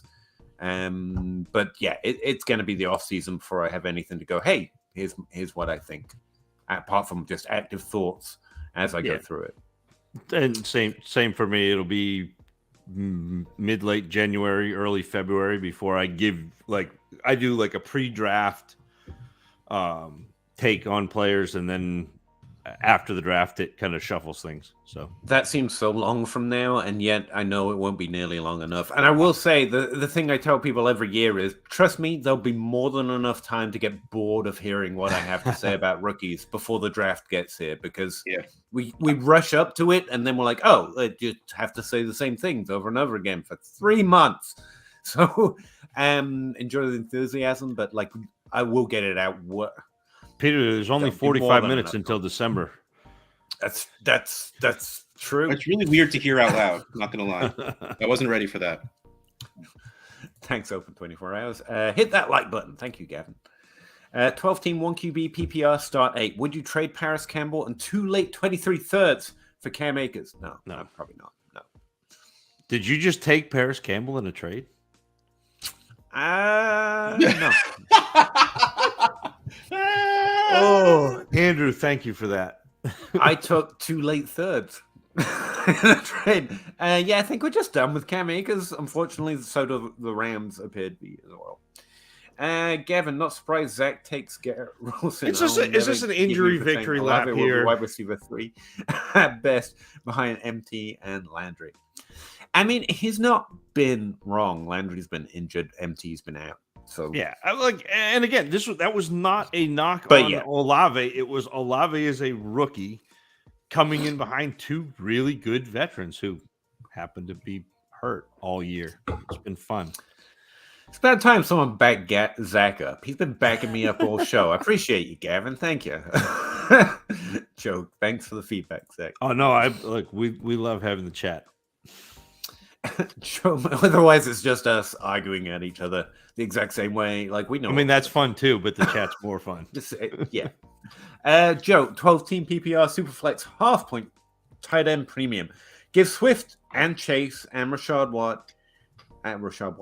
and get Justin Herbert and Mark Andrews on a 24-second. Oh, Superflex, right, that's probably a win. Step back. Wow. You give it to Chase. Wow. Yeah, it's probably Herbert. Yeah, it's Herbert and Andrews. But the answer is Herbert and Andrews. It's a big boy trade. Like if you're going to give up Chase, you go and get Herbert. Yep. Yeah. That's fair. Eric, Dr. Ampion. Okay, that makes sense. That made my day better. I'm right there with you. It's like Dr. Pra. Dr. Pra, yeah. Stick around. That's funny. It just takes a while to figure it out. Gavin, did you guys see Russell Wilson had a birthday party and less than half the team showed up? No, but it sounds like a movie I saw once. Yeah, I was gonna say. So somebody tweeted that out, and they were saying, I don't understand why people are so caught up in whether or not people came and da da da da. And I said, I just want to know if he mailed back the $100 bill at the end of the playbook. Ricky Rice, is Josh Oliver intriguing to you in any way? The kid I went to high school with, dead or the set tight end on getting him a touchdown in his revenge game. That's all it seemed. Like they wanted him to score against the Jaguars, and he did it, and he's done. He's over with. All right. Gavin Ferguson, who are some throw-in type players you guys are targeting in trades? Trey McBride. Yeah, that's the first name that comes to mind. David Bell. I'll still do that. Yeah, I am that guy. No, that's fair. That's a good. I don't mind that. Mm-hmm. I don't think Dolchich and Likely fit that bill anymore. They're probably higher value than that. Yeah, but I love adding those tight ends. For the future seasons, not in regards to competing this year. Yeah. No, right. Those guys aren't for this year. No. Joe MacArthur. I don't know why I said your name so weird there, Joe. Sorry. The 12 teams Superflex tight end premium Swift. Does that make a difference if it's a 6-point passing touchdown league? We already took the. We were on your side anyway. Yeah. You could tell he was nervous, though. But it is Chase. But yeah. Yeah, that's good. The 6-point passing touchdowns, honestly, it doesn't really change much. Swing you? I mean, not usually. I mean, it's nice to get a plus on the side we already decided nice, on. But it's like 20, 30 touchdowns total on a season, so like 60 points difference. Yeah, isn't that's nice. I mean, it's nice to have. It's not nothing. But everybody else, I mean, like if anything, it just makes you value. Like the good quarterbacks. Yeah, like we remember it's like the tight end premium thing. It just separates the man a little bit more. Like a few years ago, we liked Dak because he ran for 6 touchdowns. 6 touchdowns every year. But that's a little less important now because passing touchdowns are the same amount as rushing. That's all that really does. Isn't that an interesting question? Total touchdowns matters more than rushing versus passing. Yep. Mike Evans or Keenan Allen rest of the season? That's an interesting question. Keenan. Bless you. Wow.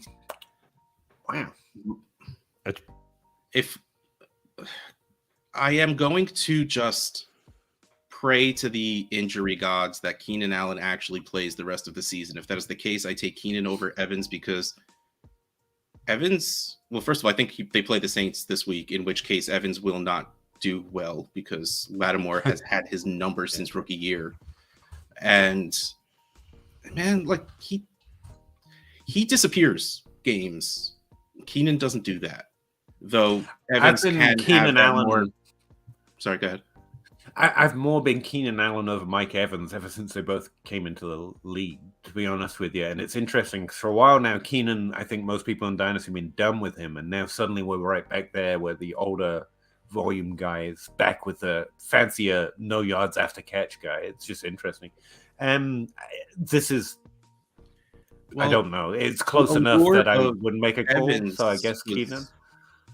The allure of Evans was just having Jameis chucking the ball over and over and over again, and Evans being able to catch almost anything because he was a gigantic man and who only could ever get 2 yards after the catch because he would fall down, and he's 2 yards long.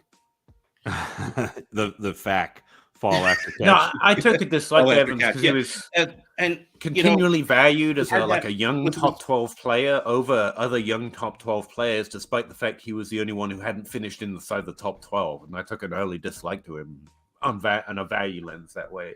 Whereas Keenan was just this PPR monster. And I like those guys. But it took a while point for PPR. fantasy people to come around to that. So it's probably Evans, but honestly, it's a marginal call, so I don't feel too strongly about it, but it's probably Evans. I'll take Evans. I'll take Keenan. Yeah, to me, it's probably Evans in the half point, but it's close enough that I don't know. I'm sorry, Jason. I don't know. It makes me happier. That's fair. Not this week, though, as Russ pointed out. He's in the polar opposite matchup. Where do you think Deshaun ranks amongst QBs and Dynasty Superflex after this season? 7 or 8. If he looks not bad, he doesn't have to look good, just looks not bad, he will easily be top 7. If he looks good and looks good right away, people will have him top 3 or 4. Yeah, easy. Really? Yes. Like I don't agree with it. Well, for many reasons, but I mean, you think they're not going to take him over Allen? They're not going to take him over Mahomes, and then Watson will fill in. Mm-hmm. Really? Over Burrow, Hurts, Jackson, Herbert. Wow. Okay. Mm-hmm. Again, I don't agree with it, but there will be people that will put him there for sure. And even taking my human being bias out of it, I don't think we put him there. I don't know. But people will 100% because they will remember what he used to be able to do and just go right back to it. And it's what we do every year. Like there's a new Carson Wentz or Baker Mayfield every year, regardless of how many times we think we learned our lesson. And it's going to be the same thing. Yeah, people will still argue with you that he was arguably the best quarterback in the league the last time he was playing. And no, taking all the ickiness out of it, no. I think he was top 5. I think that might have been fair to say in his best season. I don't think he was better than Mahomes or Allen or I remember. I don't think I remember him being the QB1 at any time. Like I remember him being like a top 3, 5. I think honestly, I'm legitimately trying to remember. I'm not like being sarcastic in any way, shape, or form. I legitimately just don't remember him being the QB1 because when he was playing, wasn't that when old QBs were killing it? And it was a minute ago. Anyway, I think you're right in the value range there. Adams has 4. Again, I agree with it. Is right in there. I don't know. I think he's talking about Watson's rank. No, he's talking about how many teams should be in a 10-team playoff. Oh, I missed one. Oh, did I miss that question? Yeah. Oh, yeah. The real answer is 4. But I like 6. I've always played it with 6, but if you want a competitive league, the answer is 4. But 6 is way much more fun. Give your top 2 buys, and then Yeah. Yeah. I mean, that's the right answer, but but the reason why I would go with 6 is because with 4, if you're giving playoff spots to the top 2 teams that aren't in the playoffs already record wise, then that's half of your playoffs. Yeah, that's weird. Based on points. When you say it like that, no, yeah. And again, you know what? 5. 5, yeah.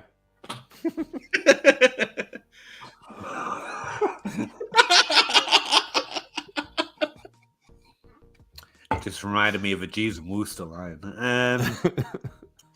Buddy Wooster's club keeps tying every year in the darts tournament, and at the end of the episode, he's like, "I wonder if there's a better way than having 12 teams in it every year." Jeeves like, "We'll never know." Anyway. Gavin, do elite QBs need lesser talented running backs to produce fantasy points, or is it just this year? Mahomes, Allen, Marfields, to it. Wait, I don't understand. Are they saying elite quarterbacks have bad running backs, so the quarterbacks produce better? He's saying, is there a connection? He's not saying anything directly. No, like that. Yes, saying is asking. I guess was the better way to say it. I think it depends. Like again, Lamar, Fields, and Allen are usurping so much of the rushing that it's hard to have a running back be good. Mahomes and Tua, that's not the case, but their offense revolves around so much of their offense revolves around the quick hitting passes. So like all of Waddle, or I said 80% of what Waddle does is their running game. Screens and yard dots and but like you're just passing over Burrow with Mixon and Herbert with Eckler and I think this is the same as a reverse. Depends how you feel about Miles Sanders and Hurts. Good running backs can come from bad teams too. It's a very individual situation. Yes. There's no holistic rule. Right. It's hard to blanket statement that. Jeremy, 11-1 in Dynasty, but lost Cup and Bateman. I don't think Bateman was helping, but it's okay. Have to play Higgins, Watson, Gallup in playoffs.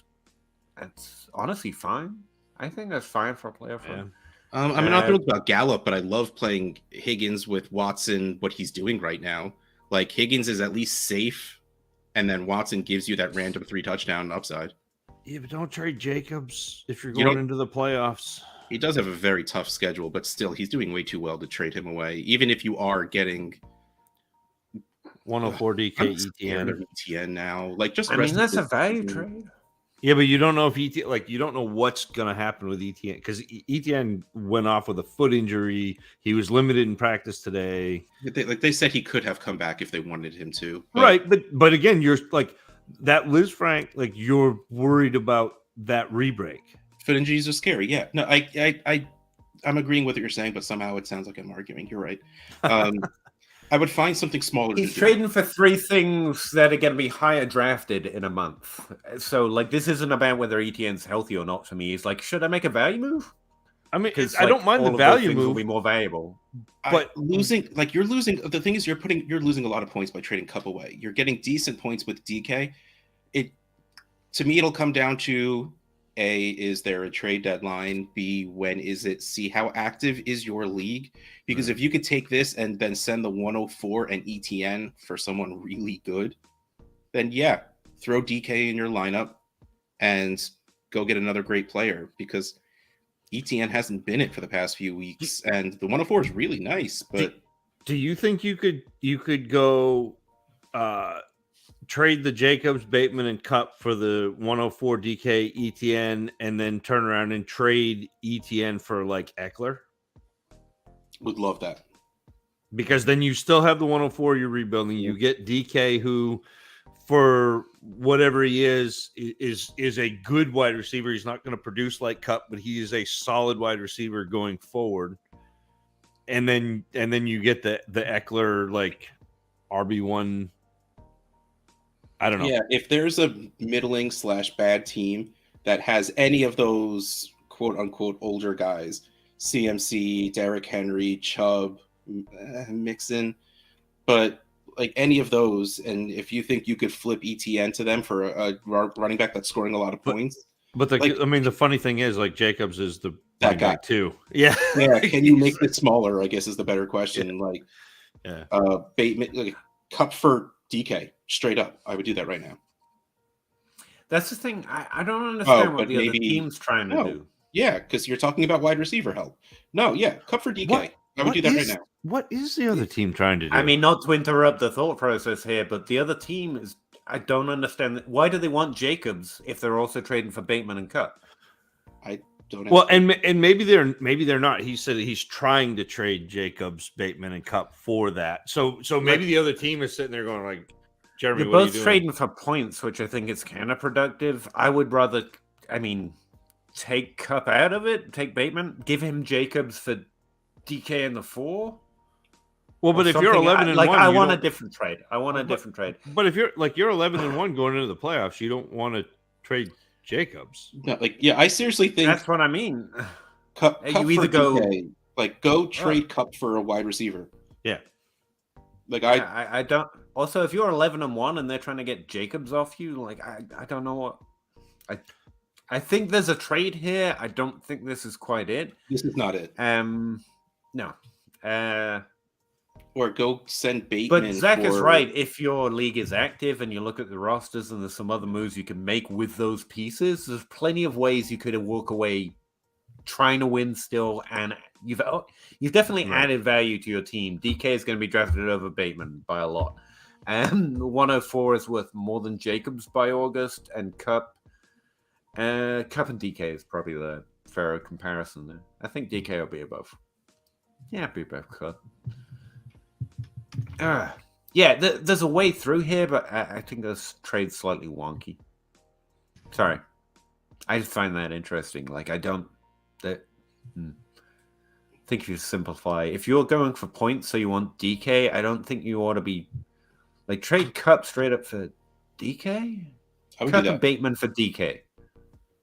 I think Cup for DK gets done for both sides, assuming that they don't need DK right now to score points. Like, value-wise, I think Cup for DK works. Honestly, if it came down to it, I would throw in Bateman to get DK. On the extreme end? Yeah. Because you're going to stay competitive and you're going to go...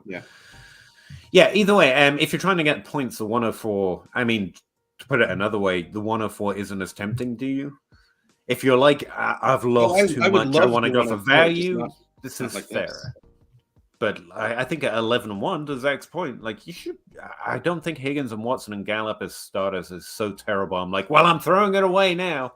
So I want to keep Jacobs if I can. SEO, 12 teams who flex, start 11, start 13. Don't know why I said that. Inbox trade. Give Zeke. Get Josh Palmer.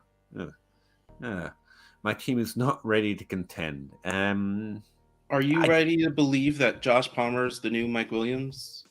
I think he's a viable option, actually. I actually think the consistent usage, even with Keenan Allen healthy, is overall positive. Well, I don't think the two of them have anything to do with it. Do you think Zeke ever does anything again? There's a reverse there. Yeah. No, he'll be... Josh Palmer's 23 and a wide receiver. I think. Yeah, I don't see why not. He's not terrible. He's just not Zeke anymore.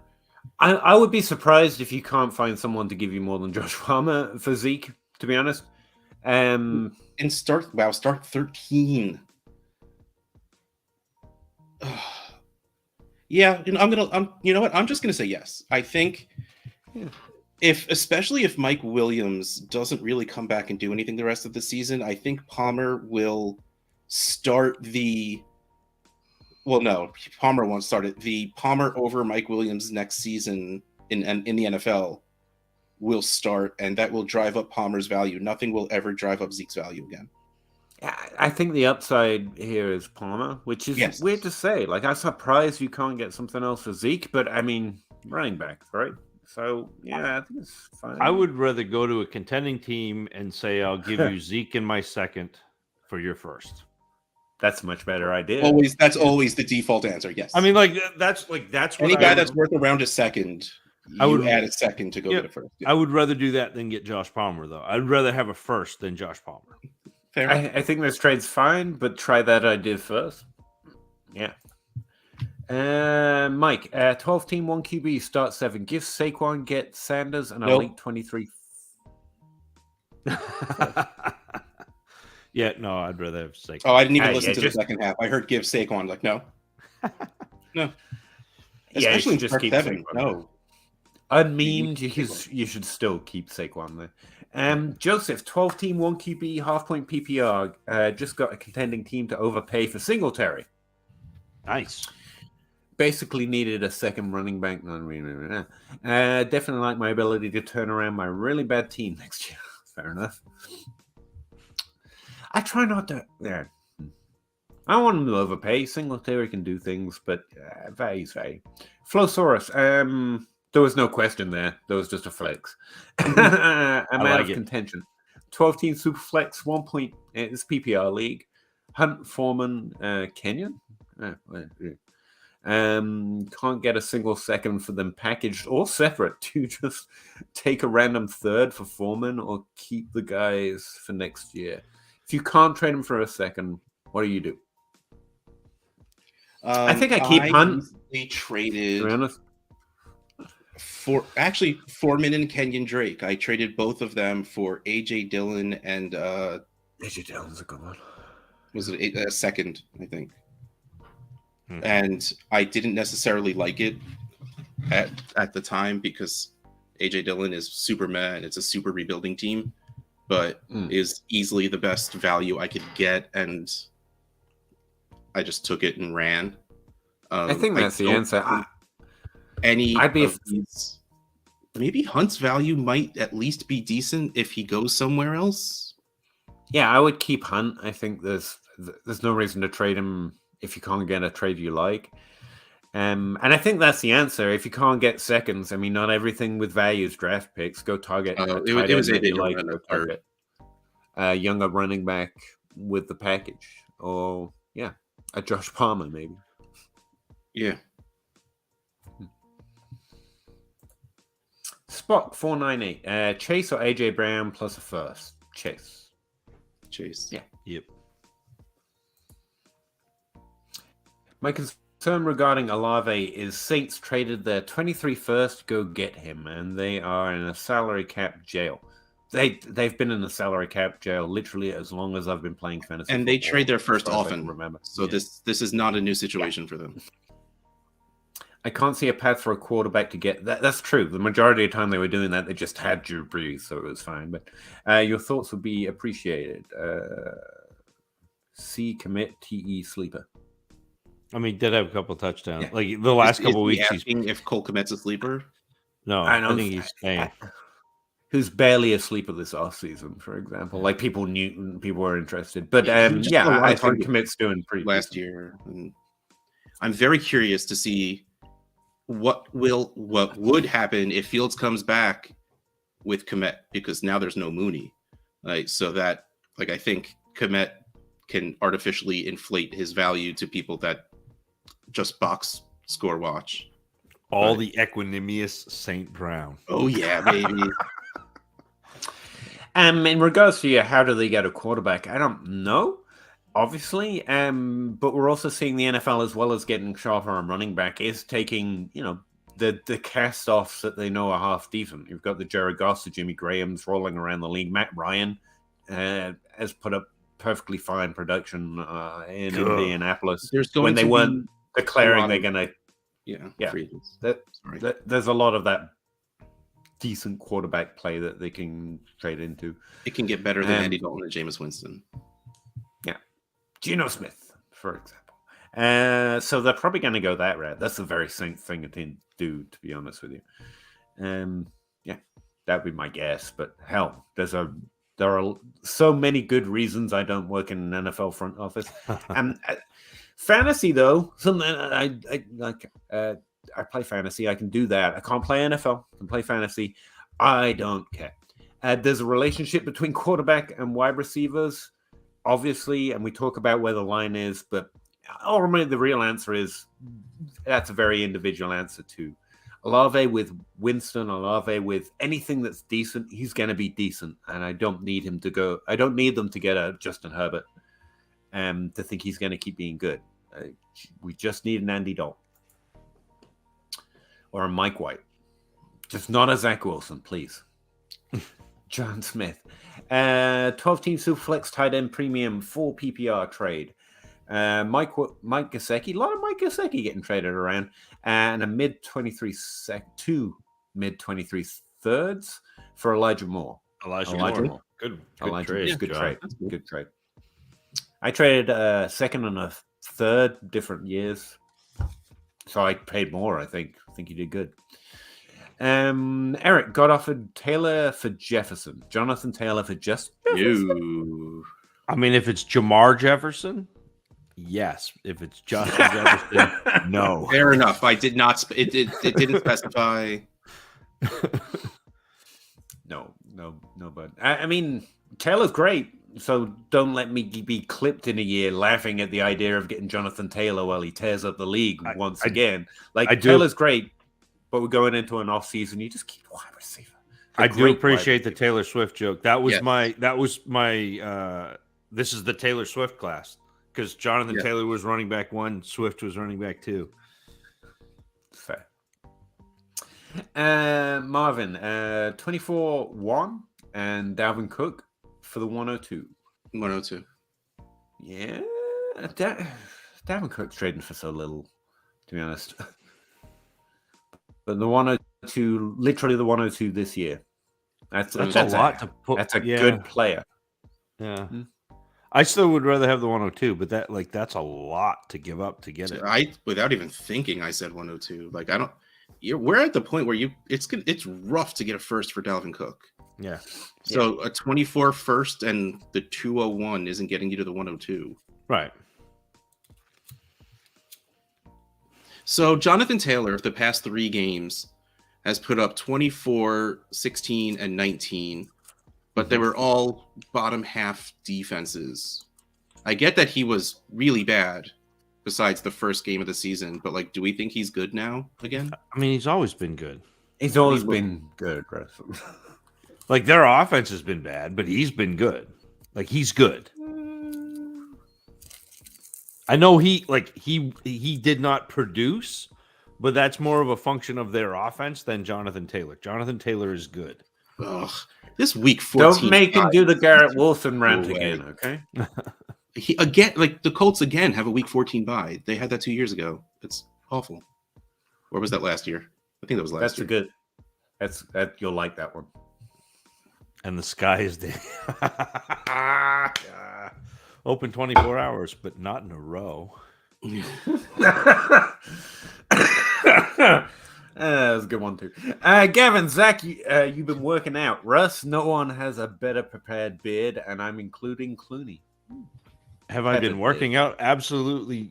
If you consider whoopie pies with cookies and cream ice cream on top, it takes effort reps. To mush them together. And I was gonna say he's wearing a Scott Fishbowl shirt, and it's well known that if you give money to Fantasy Cares for a shirt, you instantly look like you've been working out. It's funny because I just bought. Says the guy wearing a Scott Fishbowl shirt to a guy wearing a Scott Fishbowl shirt, and we all look like we've been working out.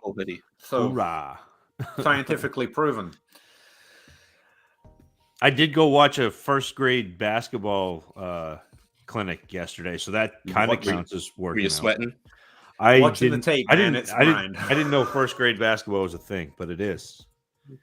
It's a thing. Ethan, 12-team start 9 Superflex PPR contender. Give Saquon. I want you to read that back. I'm a contender. Should I give away Saquon Barkley? But he's getting Rashad White and Marquise Brown. We got M. Brown.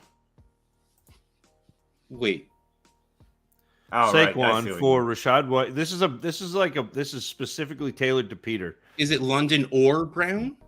Because there's that splash there. Ooh, that's a good question. It's got to be one or the other. I still think as a contender you want Saquon doing really well. Yeah, I think as a contender you want Saquon. But I still think the answer is Saquon. The London value is, for pretty clear reasons, a little low right now. Are you guys like, oh, he's not as good as I thought he was now, or he seemed to be earlier? We know on you? it's that offense. Like I don't think anyone is thinking London is worse than they did before, but I mean, the trades I've seen, like this one, seem to indicate some people. But yeah, I just want Saquon. I think that gives you. If you go down to Ethan's fourth message, he said, "Contender inbox trade, give Saquon, get White in London. Outbox trade, give DK Njoku, get Kelsey." Whoa. DK for Kelsey alone would be JJ, Chase, Olave, and DK. Yeah. Oh my god. And Saquon and why don't do anything? No. Okay, no, I get it. Give Njoku in your first for Kelsey. I was gonna say go get Kelsey, but not this way. Because giving away Saquon to get a wide receiver seems like a result as the idea of giving up DK to get Kelsey. Yeah. Go give up Njoku in your first to get Kelsey. Find a different way to get Kelsey, because getting Kelsey is the right answer, but not Njoku. Yeah, I think that's a move. That doesn't make me happy. Yeah, you don't do this. I mean, you might talk me into Walker. He's a little more variable for White plus something, but it doesn't know. I'm thinking too hard about it. Go get Kelsey. Use Njoku in a first. I think Zach came up with the best trade idea. We're just going to stick with that. Sorry, Marvin. If there was a trade between T. Higgins and Deebo Samuel, which side would need to trade more to acquire the other, and how much is fair enough? T. Higgins or Deebo Samuel, which one's worth more? And Higgins, what's the difference? By probably like a second, a third and a half, something like that. I was about to say the real answer is a third, but it would have to be a second to make me think about doing it. But I mean, I wouldn't do it anyway. But for other people, same. For those people who have not adopted T. Higgins, now I know, I see him. It's right in the background. So one day it's going to actually be T. Higgins there, and Russ is just going to like point back. T's going to wave. I would, yeah. I will pay that man just to be like, do you want me to do something? No, I'm paying you just to stand there and wave at that camera when I say your name. I'm not gonna say you should get, but that'd do great for our viewership. Everyone would tune in just to see. Are you guys let's face it. We wouldn't have to do anything else. Just Higgins right there. Are you guys fans of Park and Recreation show? Yes.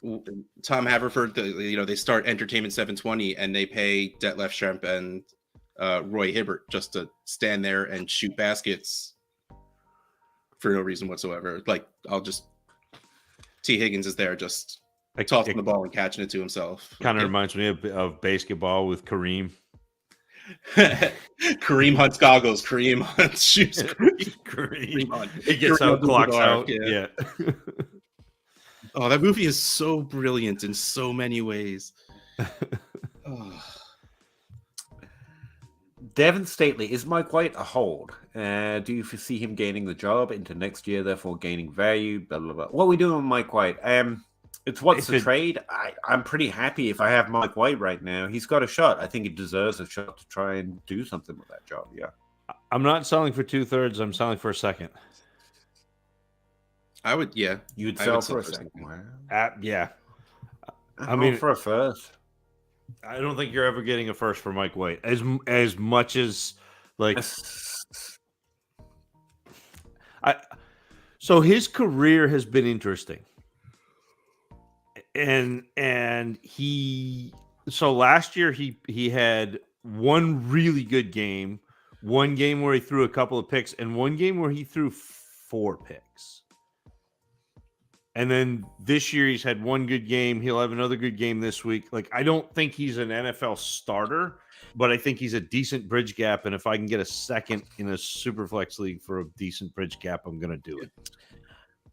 Same thing with like I Mariota. think that's fair. I think Gardner Minshew, not I don't know Without who's the the hype. other comparison, like not Dak Prescott, nowhere close. Right. But I love for upside on those lower drafted guys. I wanted to see it work out, so I think that's fair. But like, I want to take the ride. But yeah, that's fair. Jeremy, 12 teams through Flex Dynasty can only have 5 quarterbacks. I have Watson, Brady, Mariota, Lance, and Malik. Wilson was just dropped. Contending. Do I cut Mariota for Wilson? He's also 27, by the way. White is.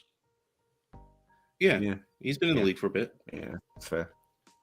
Do I cut Mariota for It's experience. Yes. What do you mean? Yeah. So I think the chances Mariota's value goes up is a lot worse than Malik. So yeah. But I mean, yeah. No, that's yes. You drop Mariota, go to pick up Russell Wilson. That is stupid that he got dropped. I mean, it just means you start Russell Wilson. Or honestly, hold on. You don't have somebody on your bench worse than Mariota? Like, can't you cut a position player to go get Mariota? I mean, to go get no, they could only have 5 quarterbacks. Oh, okay. Sorry, could only have 5. That part. Yeah. Then in the off rule, season, but you start a message on your message board for rule change suggestions, and you get rid of roster limits. This isn't QBX. This would be QBV. How's your Roman numerals? What's up? He wants QBX. Yeah. But that's off. Don't tell me how to run my team. No. Tyler, the fantasy creator.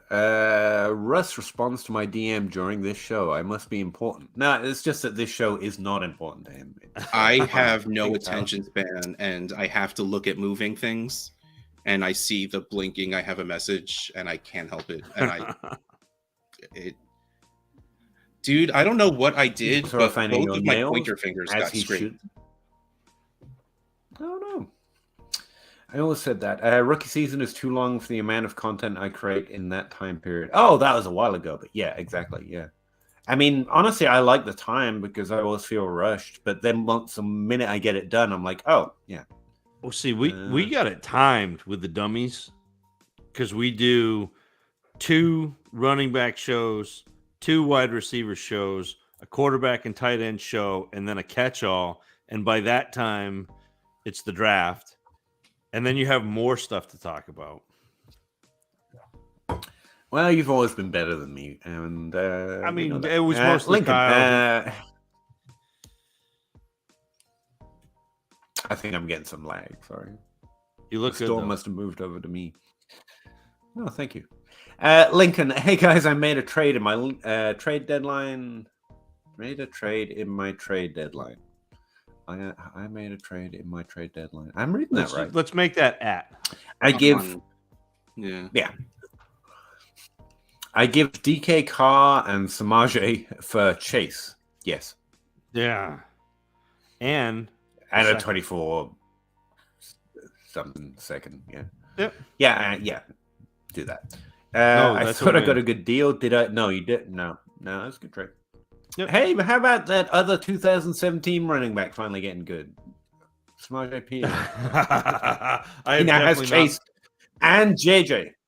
Wow. I've definitely not been in Kyle's DMs about Samaje P. Ryan. Oh, I'm surprised we haven't been doing it every time he caught a pass in the DFPN chat. Well, so because I've got one going with like J Mike and Kyle because Kyle almost lost to P. Ryan last week because in our home league, and so I tried to trade for him because I went against Kyle this week. I tried to trade for him just to beat him with P. Ryan, but I beat him anyway because whatever. I mean, he just didn't believe hard enough. Sad to see. Hate to see it. I feel like you guys are cruising through these questions while giving detailed feedback. That's what we try to do. Like really on top of it, even more than usual. Respectfully. You mean we're not off in the weeds as much? And I was trying to figure out why he said Gavin. respectively, and then I realized that he's saying we're normally not that but it's fine, Gavin. That's just true. That's true. I mean, I won't get mad at you for saying true. So, Lincoln was here 4 weeks ago. I gave Andrews for JJ. Zachary. Just keep reading. Oh, sorry.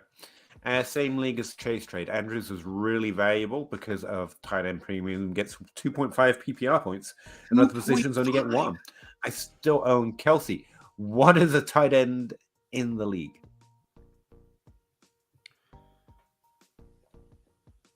$2.5. That's a lot. That's a lot. I remember,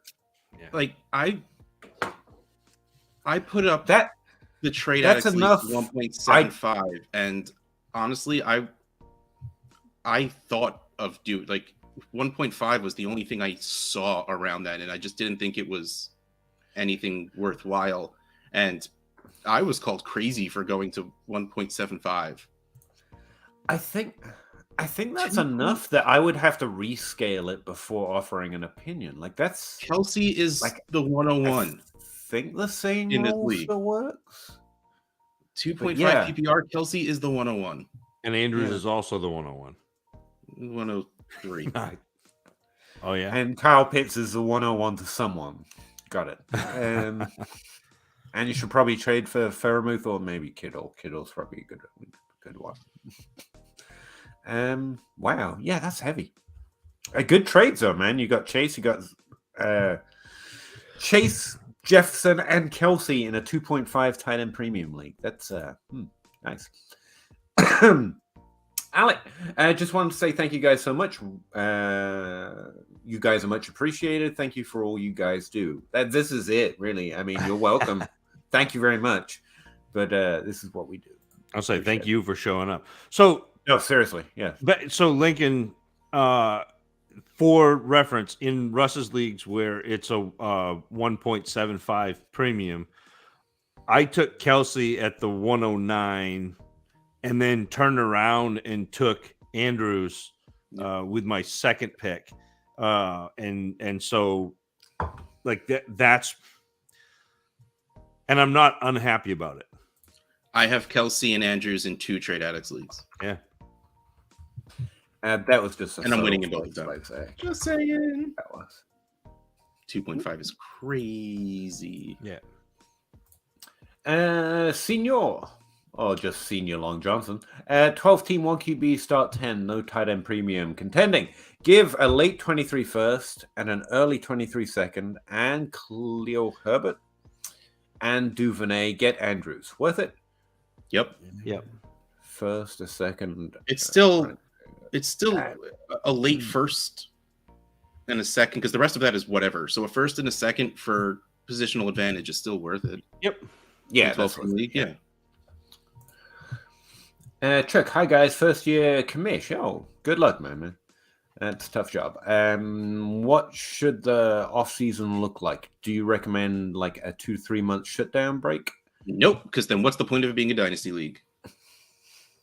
I was going to say, as someone that plays in Dynasty, I want everything available for as much as possible, as long as possible. I'm not a commish. I understand it must be tough sometimes, but I think your goal should be to keep the league moving and open most of the time. I mean, just as a if player. You want, you can shut down the waiver wire. I think I do that. I shut down the waiver wire until after the rookie draft, but always allow trading. There's no reason there's no reason to shut down. Chances are, if you're new to this, there won't be a lot of action, especially in the first off season, but there's no reason to purposely shut it down. So the big answer is, and Russ, you would have thought of this if it wasn't midnight, is make sure you have a good chat for your league and keep it going through, because that's the difference between Dynasty and redraft is access to all your league mates and availability of the league throughout the year. So have a really good chat and keep it going. That's but Alan says Deluch or Bellinger? Dolcic, whose name I Dulcich. will learn. I swear, Dolcic. I mean, Bellinger was doing really well before he broke his face, but Dulcich is doing well on a bad offense. So. I would have to check my my flow chart.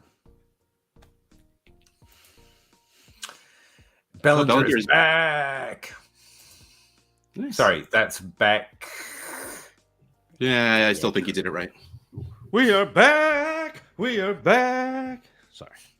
Bobby Ham 87. Thoughts on Pacheco? He's made me wrong so many times. I hate him. Like I wasn't that excited about him as a rookie. Oh my god, yeah. Sure. The second part is yes. Yes. Here's the And then thing. he does nothing, and then he does. Oh, I know it's off-brand, but whatever. Dynasty Wall Street came out this week on the Dynasty Trade Calculator stream, where I brought up Isaiah Pacheco and is it a good idea to go buy him right now because he's scoring points. They want him to be the guy, but he can also be the guy next year.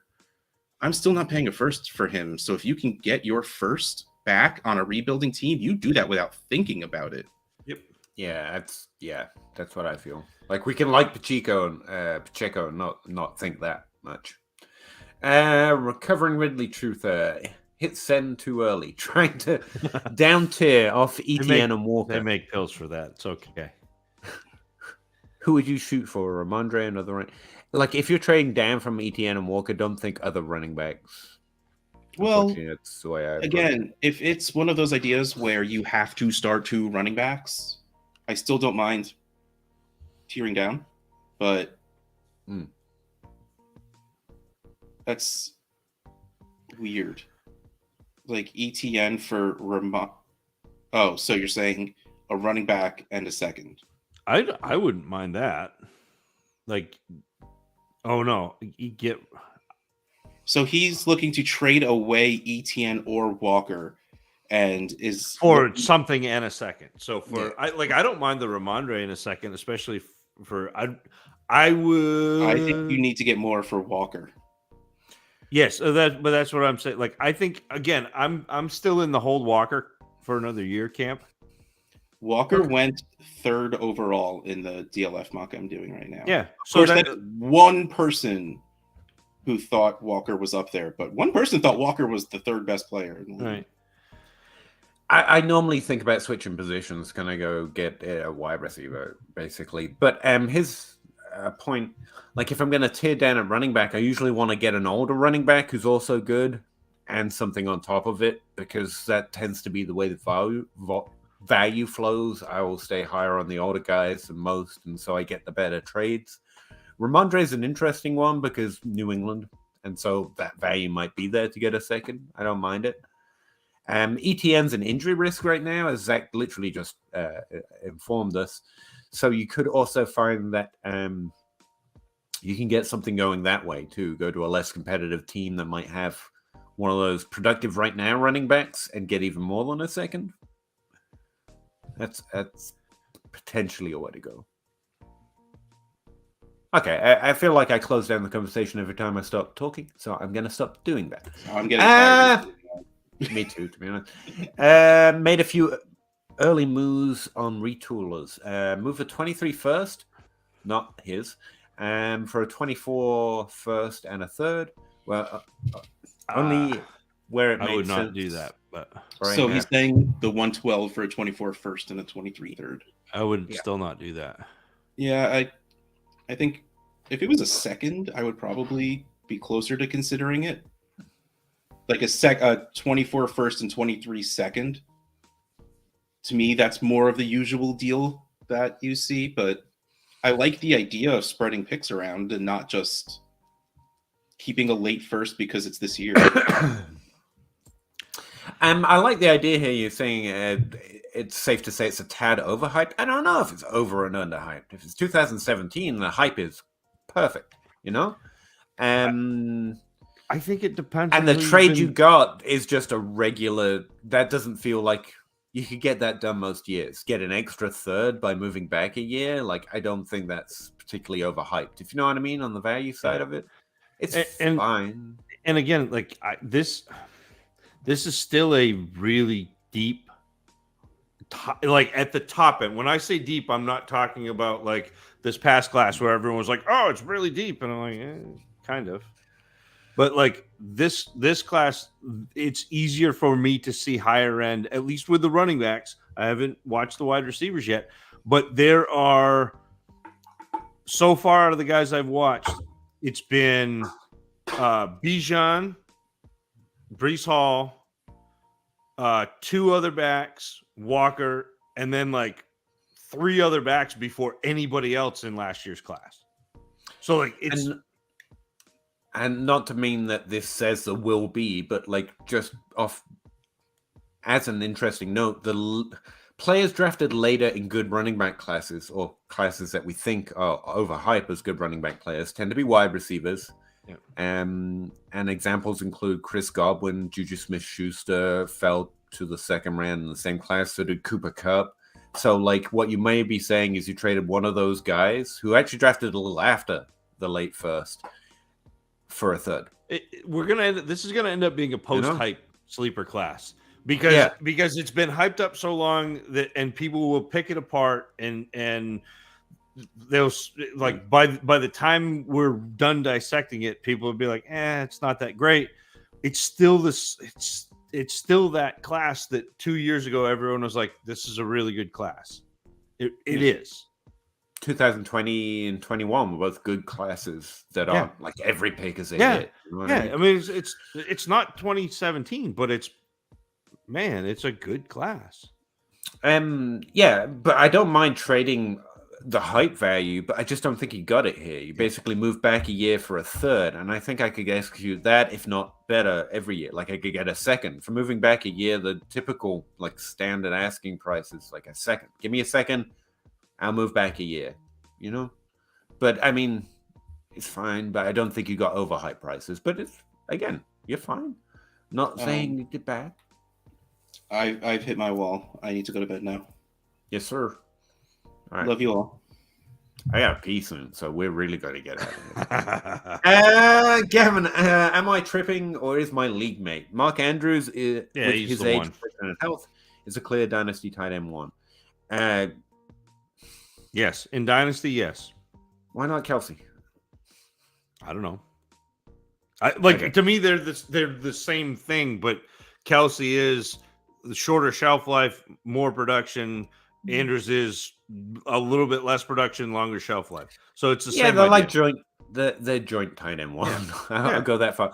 I would say both of you are tripping. Dynasty still has Kyle Pitts. I think is the tight end 1. Wild. And yeah, everyone else is wrong. I would say. I don't think either of you are tripping as long as the other person in the conversation is Kelsey. Yeah, Andrews. I mean, those are the two that you, and then you'll both have a fairly fair opinion. If it's anyone else, you might be tripping a little bit. Joe, yes, Andrews is tight end 1. Yeah, I think that's right. Clinton Davis, how do we feel about Rashad White this week? Start him, probably, depending on what your options are. But yeah, he's that guy now, and pretty happy actually. He had a really good rookie profile, was trying to add him throughout the season, and I'm not happy Leonard Fournette got injured, but he got the job and did pretty good with it. So yeah, I'd be tempted. He said he's got Garrett Wilson or Kittle. I'd be tempted to start Wilson, but I didn't see that part. Sorry. It's okay. It's close enough that I wouldn't like push back a lot, but I think I would be tempted to start Garrett Wilson, especially against Minnesota, who's allowing a metric ton of passing yards. I actually have projections. I might as well use them for something. Yeah, Wilson. Wilson wins that in a PPR league. That's half point, but yeah. I can do that too. Like this is on some Slackers spreadsheet. Wilson still wins, but White's slightly better start than Kittle. Yep. Musician sports. Got it. 17. If you had Kyler Watson and Fields on your Superflex team, which would you sell and why? And so does Sean Watson. I don't want him on my fucking dynasty team. Like that's the reason. But don't do it yet. No, that's my answer too. But don't do it yet. Wait till he comes back. Wait till the hype builds, because you and Russ just told me he's going to be a top 5. He so could easily be. Yeah, if he's real good again, then yeah, I think a lot of people in the league will be willing to value that. That's it's a not fun unfair. team, though. Fields, he's an interesting sell because his value is probably already there. We know it's reliant on his legs. He has to progress now in the passing game, which is harder. But honestly, I think he does it. So again, that leads me back towards Watson. He's the older player. He's got a nickiness factor. I don't mind saying, yeah, if that's the difference, I'll trade it. Luke Johnson, chat. Question for you all. Okay. Is Luke asking chat then? I think he's asking the chat. He has Herbert and Lamar. Just chat. Make sure you answer him. I have Jacobs and Damian Pierce. I have Amon-Ra, McLaurin, DJ Moore, Ayuk, Rondell, Mooney, Deontay. I have Mark Andrews. I'm the 7th seed.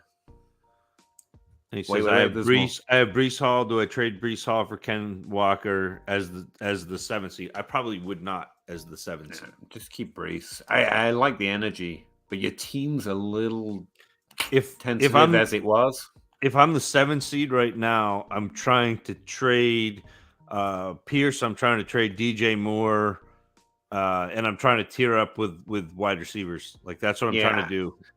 I think you're in a bit. Try to grow value. Not that I'm not. Don't try and tank the playoffs or anything. You're in the playoffs. By all means, trying to win. You got Jacobs. This year is his year, right? Yeah. But I think your team's shaky enough. I'm thinking more about adding value for the future with some of my players right now. I appreciate the time I have. I just feel like I run out of ideas more than I have enough time to evaluate the class. Well, you do a lot more work within the space, Tyler, too, than I do. I am strictly rookies from now until the rookie draft. So I also just don't have that many thoughts. It's pretty empty up here. They're a lot better at it than I am. Ha ha ha. I'm good for at least 30 minutes worth of ridiculous tangents per show. Well, tangents are underrated. That's what I think I provide. Lincoln, there wasn't enough space to say, what is a tight end in that league worth with the 2.5 premium? And I pretty much... a lot. There's at least 2 of them, maybe 3, and Kittle and Muth. But there's 2 of them that are worth a lot. Yeah, so go find a list that has tight ends sorted by targets, and go look at the top. And the guys who get consistently over 100 targets, those are the guys that are worth a lot. And there aren't very many. My timeline. Yeah, if you want it. Yeah, Peter's got all the data. I think Russ's leagues are the best league. I think leagues with Russ in them are good. I judge leagues by who's in them, and not like Russ is better than you, but like people that I enjoy hanging out with. Any of them, like that's how I rate a league. Jackson P. Jameson or a random 23 playoff first in 1 QB. Your Jameson Williams is a decent. I think that's fair though, right? Take first. Yeah, I don't mind that. Jackson's actually done some evaluation already. He's ahead of me, and he doesn't like the second tier of wide receivers this year. So if you don't like it, then go Jameson. Definitely. Like I think he was my wide receiver like 5 or 6 last year, but with the caveat that he could be really, really good. It's hard to evaluate a guy on 1 year. Never. In fact, I'd go as far to say that is playing fantasy football. Value what you think. You can get it right or wrong, and you try and adjust and get better. But if that's what you think, you should definitely play off of that's the line you should toe. So I'm a big proponent of that. Tyler, Peter, maybe we should do a show together sometime. We'd never get anywhere. It would be just one big tangent. Totally tangents, fantasy football. TTFF. Sounds in some way beautiful. You know? Luke Johnson, it's a 16 playoff league, by the way. I don't have my first this year or next year. Sold them for Jacobs and Andrews and McLaurin and Deontay and Goff. Well, I know my wide receivers are shaky. Not shaky. Yes, Okay, I just stick with yes. It's just the value on them is a little shaky. Some of them I really think can still keep producing, but you don't have that easily hype player. McLaurin lost it even after the Scary Terry name just by being bad for 6 weeks. Unfortunately, No. Dynasty players are fickle, man. But I like a lot of the players, just to be clear. Like, I think you got a lot of good players, but the value is a little shaky. How do you guys do off-season roster cuts in your leagues? I'm trying to structure mine, and just don't know the best way. I don't really have roster cuts in my leagues. Like, my Dynasty format's mostly like we stick to a certain number of rosterable, and I don't have any I have to cut. But thinking back when... Sorry, Zach, do you want... No, it's usually in off season the rosters expand. Like at least in most of my leagues, like it gets bigger, and then you add your rookies, and then eventually you have a cut down. But in the off season, traditionally, my leagues are expanded roster. I would say I've played in leagues where this happens. Like you have to cut before the off season or whatnot because you lose some of your like extra IR. They're essentially IR spots because you have more needs in season. And you prioritize them literally the opposite way we were just talking about. Running backs are less likely to gain value in the offseason, those discount and handcuff running backs, because they're not suddenly going to become startable next week. Whereas the wide receivers and tight ends and deeper quarterbacks will just keep being what they are unless there's a drastic change in the position from injury or a trade or the NFL making a move or the NFL draft. And so I literally reverse a bit. I'm more likely to cut running backs if I'm looking at cutting them for the offseason, because they're literally there because they could change their value through points or availability, and that's not a feature of the offseason. Or, DM or add us on Twitter, and we'll tell you which 3 we'd cut, and you can do the exact opposite, but we're happy or whatever you want to do, but we're happy to share a thought. MC Lee in position for a buy. 10-team Superflex traded Tua and Fournette for Mac Jones and Kenneth Walker.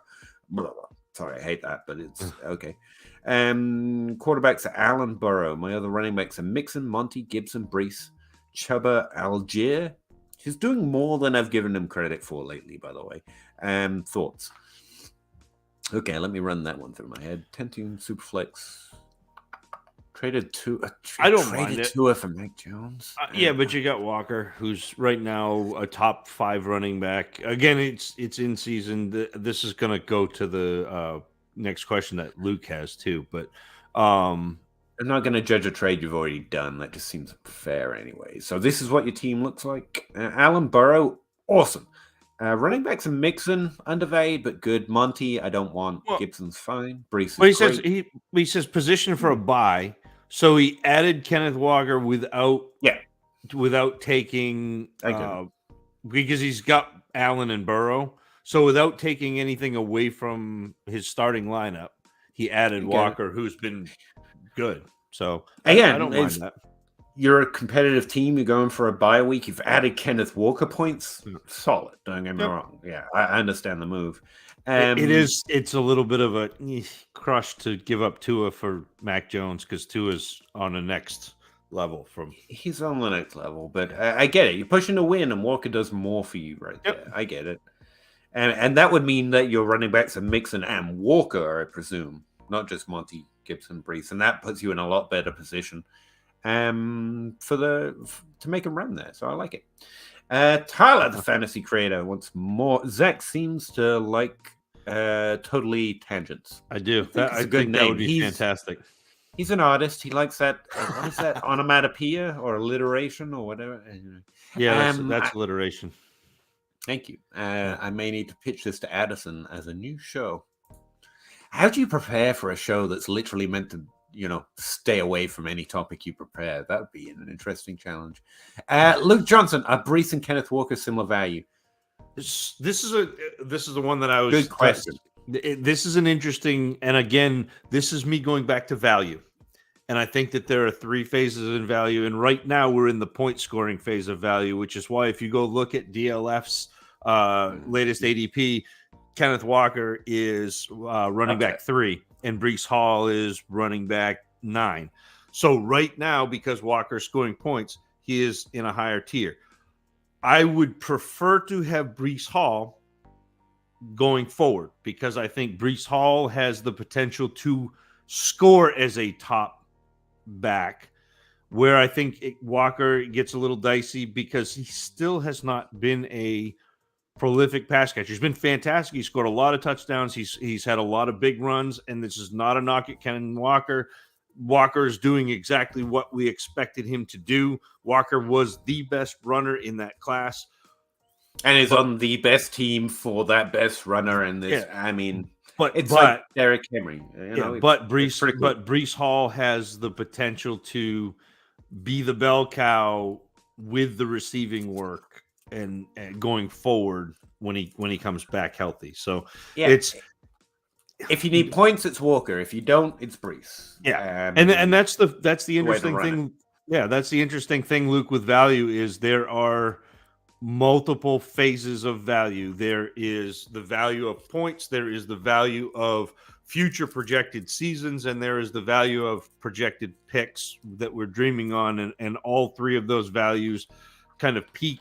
They ebb and flow at different times during the year. Right now we are in points. Yep. And even straight up, if they were both healthy and it's next year, I take Breece over Walker, but that's just the stability of receiving points. It's not Kenneth Walker can't do it. It's because his production is a little bit more prone. But remember here, we're talking about eggshell measurements in terms of who's good. They're both young, both talented. They're both in the offense. They probably need to be in to do it. But right now, you don't have to worry about that because there's a significant value difference. Are Breece and Ken Walker equal in value? Well, we just did that one. Let's say it that way. Yep. You should think of them as different types of value, but the same thing. Quan. To go further on my question, what about the new players you draft? Do you make room for them, or do you cut after the draft? That's the expanded roster, and then you have a cut down. Yep. If this is more of a commish question, that's the way most of my commissions run it. They just add spots so everyone can draft, and then they can cut down before the season starts to our typical roster max. Get on Twitter, Quan, and direct message Russ at Dynasty Outhouse and ask him that same question. And I'm sure he may even have bylaws for you that spell out exactly what he does. And again, Commission Possible podcast is great for that kind of thing. I highly recommend it. That's not just recommended. There are almost no commish specific shows. That's why it was such a great idea for them to do. And commish problems are relatively consistent, so the backlog of episodes are actually still whole useful information. A well-run league is everything. So worth checking out. Did I have another thought there? No, just especially around rookie drafts, I think the way they run that is because your roster space shouldn't be a limitation on who you draft in a rookie draft. It's just like, let's take that headache out of it. And I think that's the way to play it. Underrated RB handcuffs. I don't know who's underrated. Spiller, Zamir White. Maybe. I think Jerome Ford might be at this point. That's not a bad name. Yeah, that's a good one. He popped off a little bit in the preseason. Your handcuffs, you're looking for guys who could have expanded role with injury. So, right. I mean, those are the types of players that I'm looking for. Alexander Madison is always a favorite.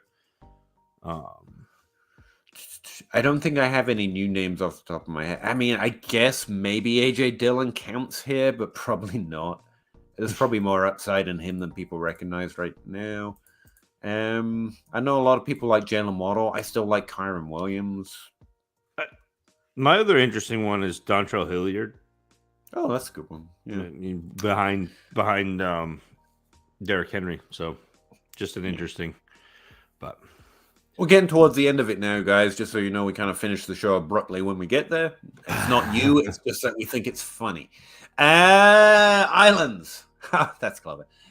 Seeing what you've seen out there for rookie wide receiver at this point, I've literally seen nothing, just to be clear.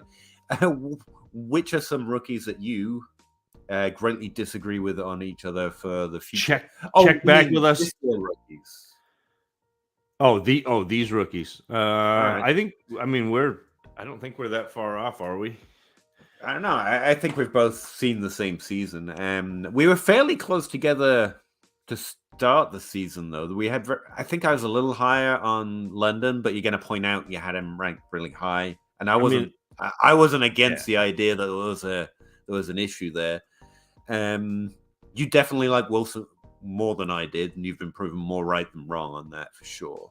I mean, we're both suffering David Bell. We're both suffering that curse. Jalen Talbot, I don't think you liked particularly, and I liked him a little bit. No, so again, I take that L. Everyone else has had a kind of okay season. To be honest with you, it's hard to say. Like, there's a lot that have done so badly. Sky Moore, we were in lockstep. Neither of us like Sky Moore, so we're both like, "Yep, that worked out." I would imagine. Is there a rookie that's really surprised me? I mean, David Bell hasn't done as much as we expected. That's a negative surprise for sure. Yep. Traylon Burks there for a while. We were really looking bad, but I've really been encouraged by what we've seen recently. He was nicked up at the beginning of the season. Yeah, he had a good first game, and I was trying to think of differences, and it's just I like Talbot a little bit more than you, and I'm wrong. And I mean, you like Wilson more, and you were right. So, I think to me the players have been better than I expected, but they've been like my cutoff was kind of Olave. And I feel like that's pretty, like, it was Burks and Wilson and Pickens. Bell obviously didn't have a great, hasn't had a great rookie campaign. He's running routes. So sorry, I didn't mean to interrupt, Karen. No, it's all good. He's got 200 routes under his belt. That's what he's not getting targets. Yeah, which is a thing. Like, you need those. I've heard. I once read a thread by Adam Harstead, to throw the third reference to him, where he argued the volume itself is what you're looking like. There's value in getting on the field to run routes more than being efficient on those routes and yards per route run. And I have to go back and look at it. It was an interesting point. But Alec Pierce, just to give myself one vague win, I kind of liked Alec Pierce a little bit more than you, and you thought it was just Pittman hate. And again, he hasn't popped off, but I think it's been encouraging. Like, again, he's not worth a first-round pick. Let's not talk about that level of value. Just give me some sort of win in that conversation. The rest we were in lockstep with, and I think we've largely been proven right. And I don't normally like to say that we're right, to be clear. I mean, even a blind squirrel finds a nut every now and then. Yeah, and we were largely... My main feeling on this class was I wanted out because it was going to be tough to pinpoint the great hits. And Olave, I liked, but he was nowhere near my wide receiver one. And I think you would say the same thing, even though you think long term you're going to be proven right. Olave was the guy to draft. Neither of us were kind of on that because it was a tightly packed. Well, that was it. That's kind of what I was saying. Like it was Burks, Wilson, Pickens, Bell, London, Williams, Olave, and like that group was like the group that I wanted to draft. Yeah, and it was hard to really pick your favorite out of that. Thanks for the question, though, Island. MC Lee couldn't fit it in because of the character limit. I didn't know you had a character limit on there. I apologize for that. That explains so much. But my league is an Empire League. Ooh. Yep. So getting Walkers, it gives it that much more of a bump. Yes, sir. I've got to play in an Empire League. They sound fun. Decided Walker was more important than Tua given my roster. Yeah, that makes a lot more sense. Thanks. Don't start them this week, Gavin. They're on bye. Peter will write that up for I'll write that up. Don't worry. If they're in my article, they're on bye. Gavin Ferguson. I started writing my articles on Tuesday. Like, I just want to get them done. I need to open up some time to do some rookie stuff, and also I want to write a little bit more. So, they're already submitted. If I made that mistake, I've already done it. Gavin Ferguson, thanks, guys. Have a great night. I'll be back next week to ask about Hopkins and Hollywood. Ooh, I like both of them. Thanks, Gavin. Thanks. Look forward to seeing you next week. Luke Johnson, thanks, fellas. Love the show. Cheers. Thanks, Luke. See, I shouldn't warn them. Now they all get to say it. They get the last words. This is unfair. Jaden, Saquon, how do you say this Dulcich. name? Dulcich. Thank you. A 2025 second for Mark Andrews and Alec Pierce. No, I think I'd rather have Saquon. Unless it's no tight end premium. Yeah, I'd rather have Saquon.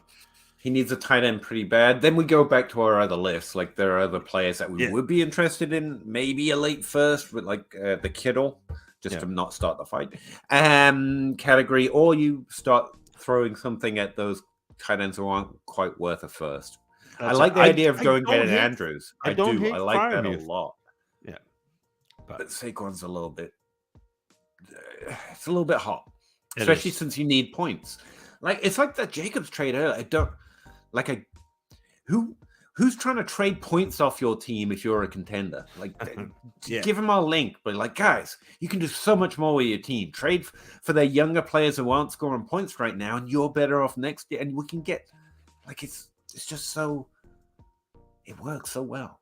PPR non-tight end premium doesn't same thing. Look over there, Peter. Right over there.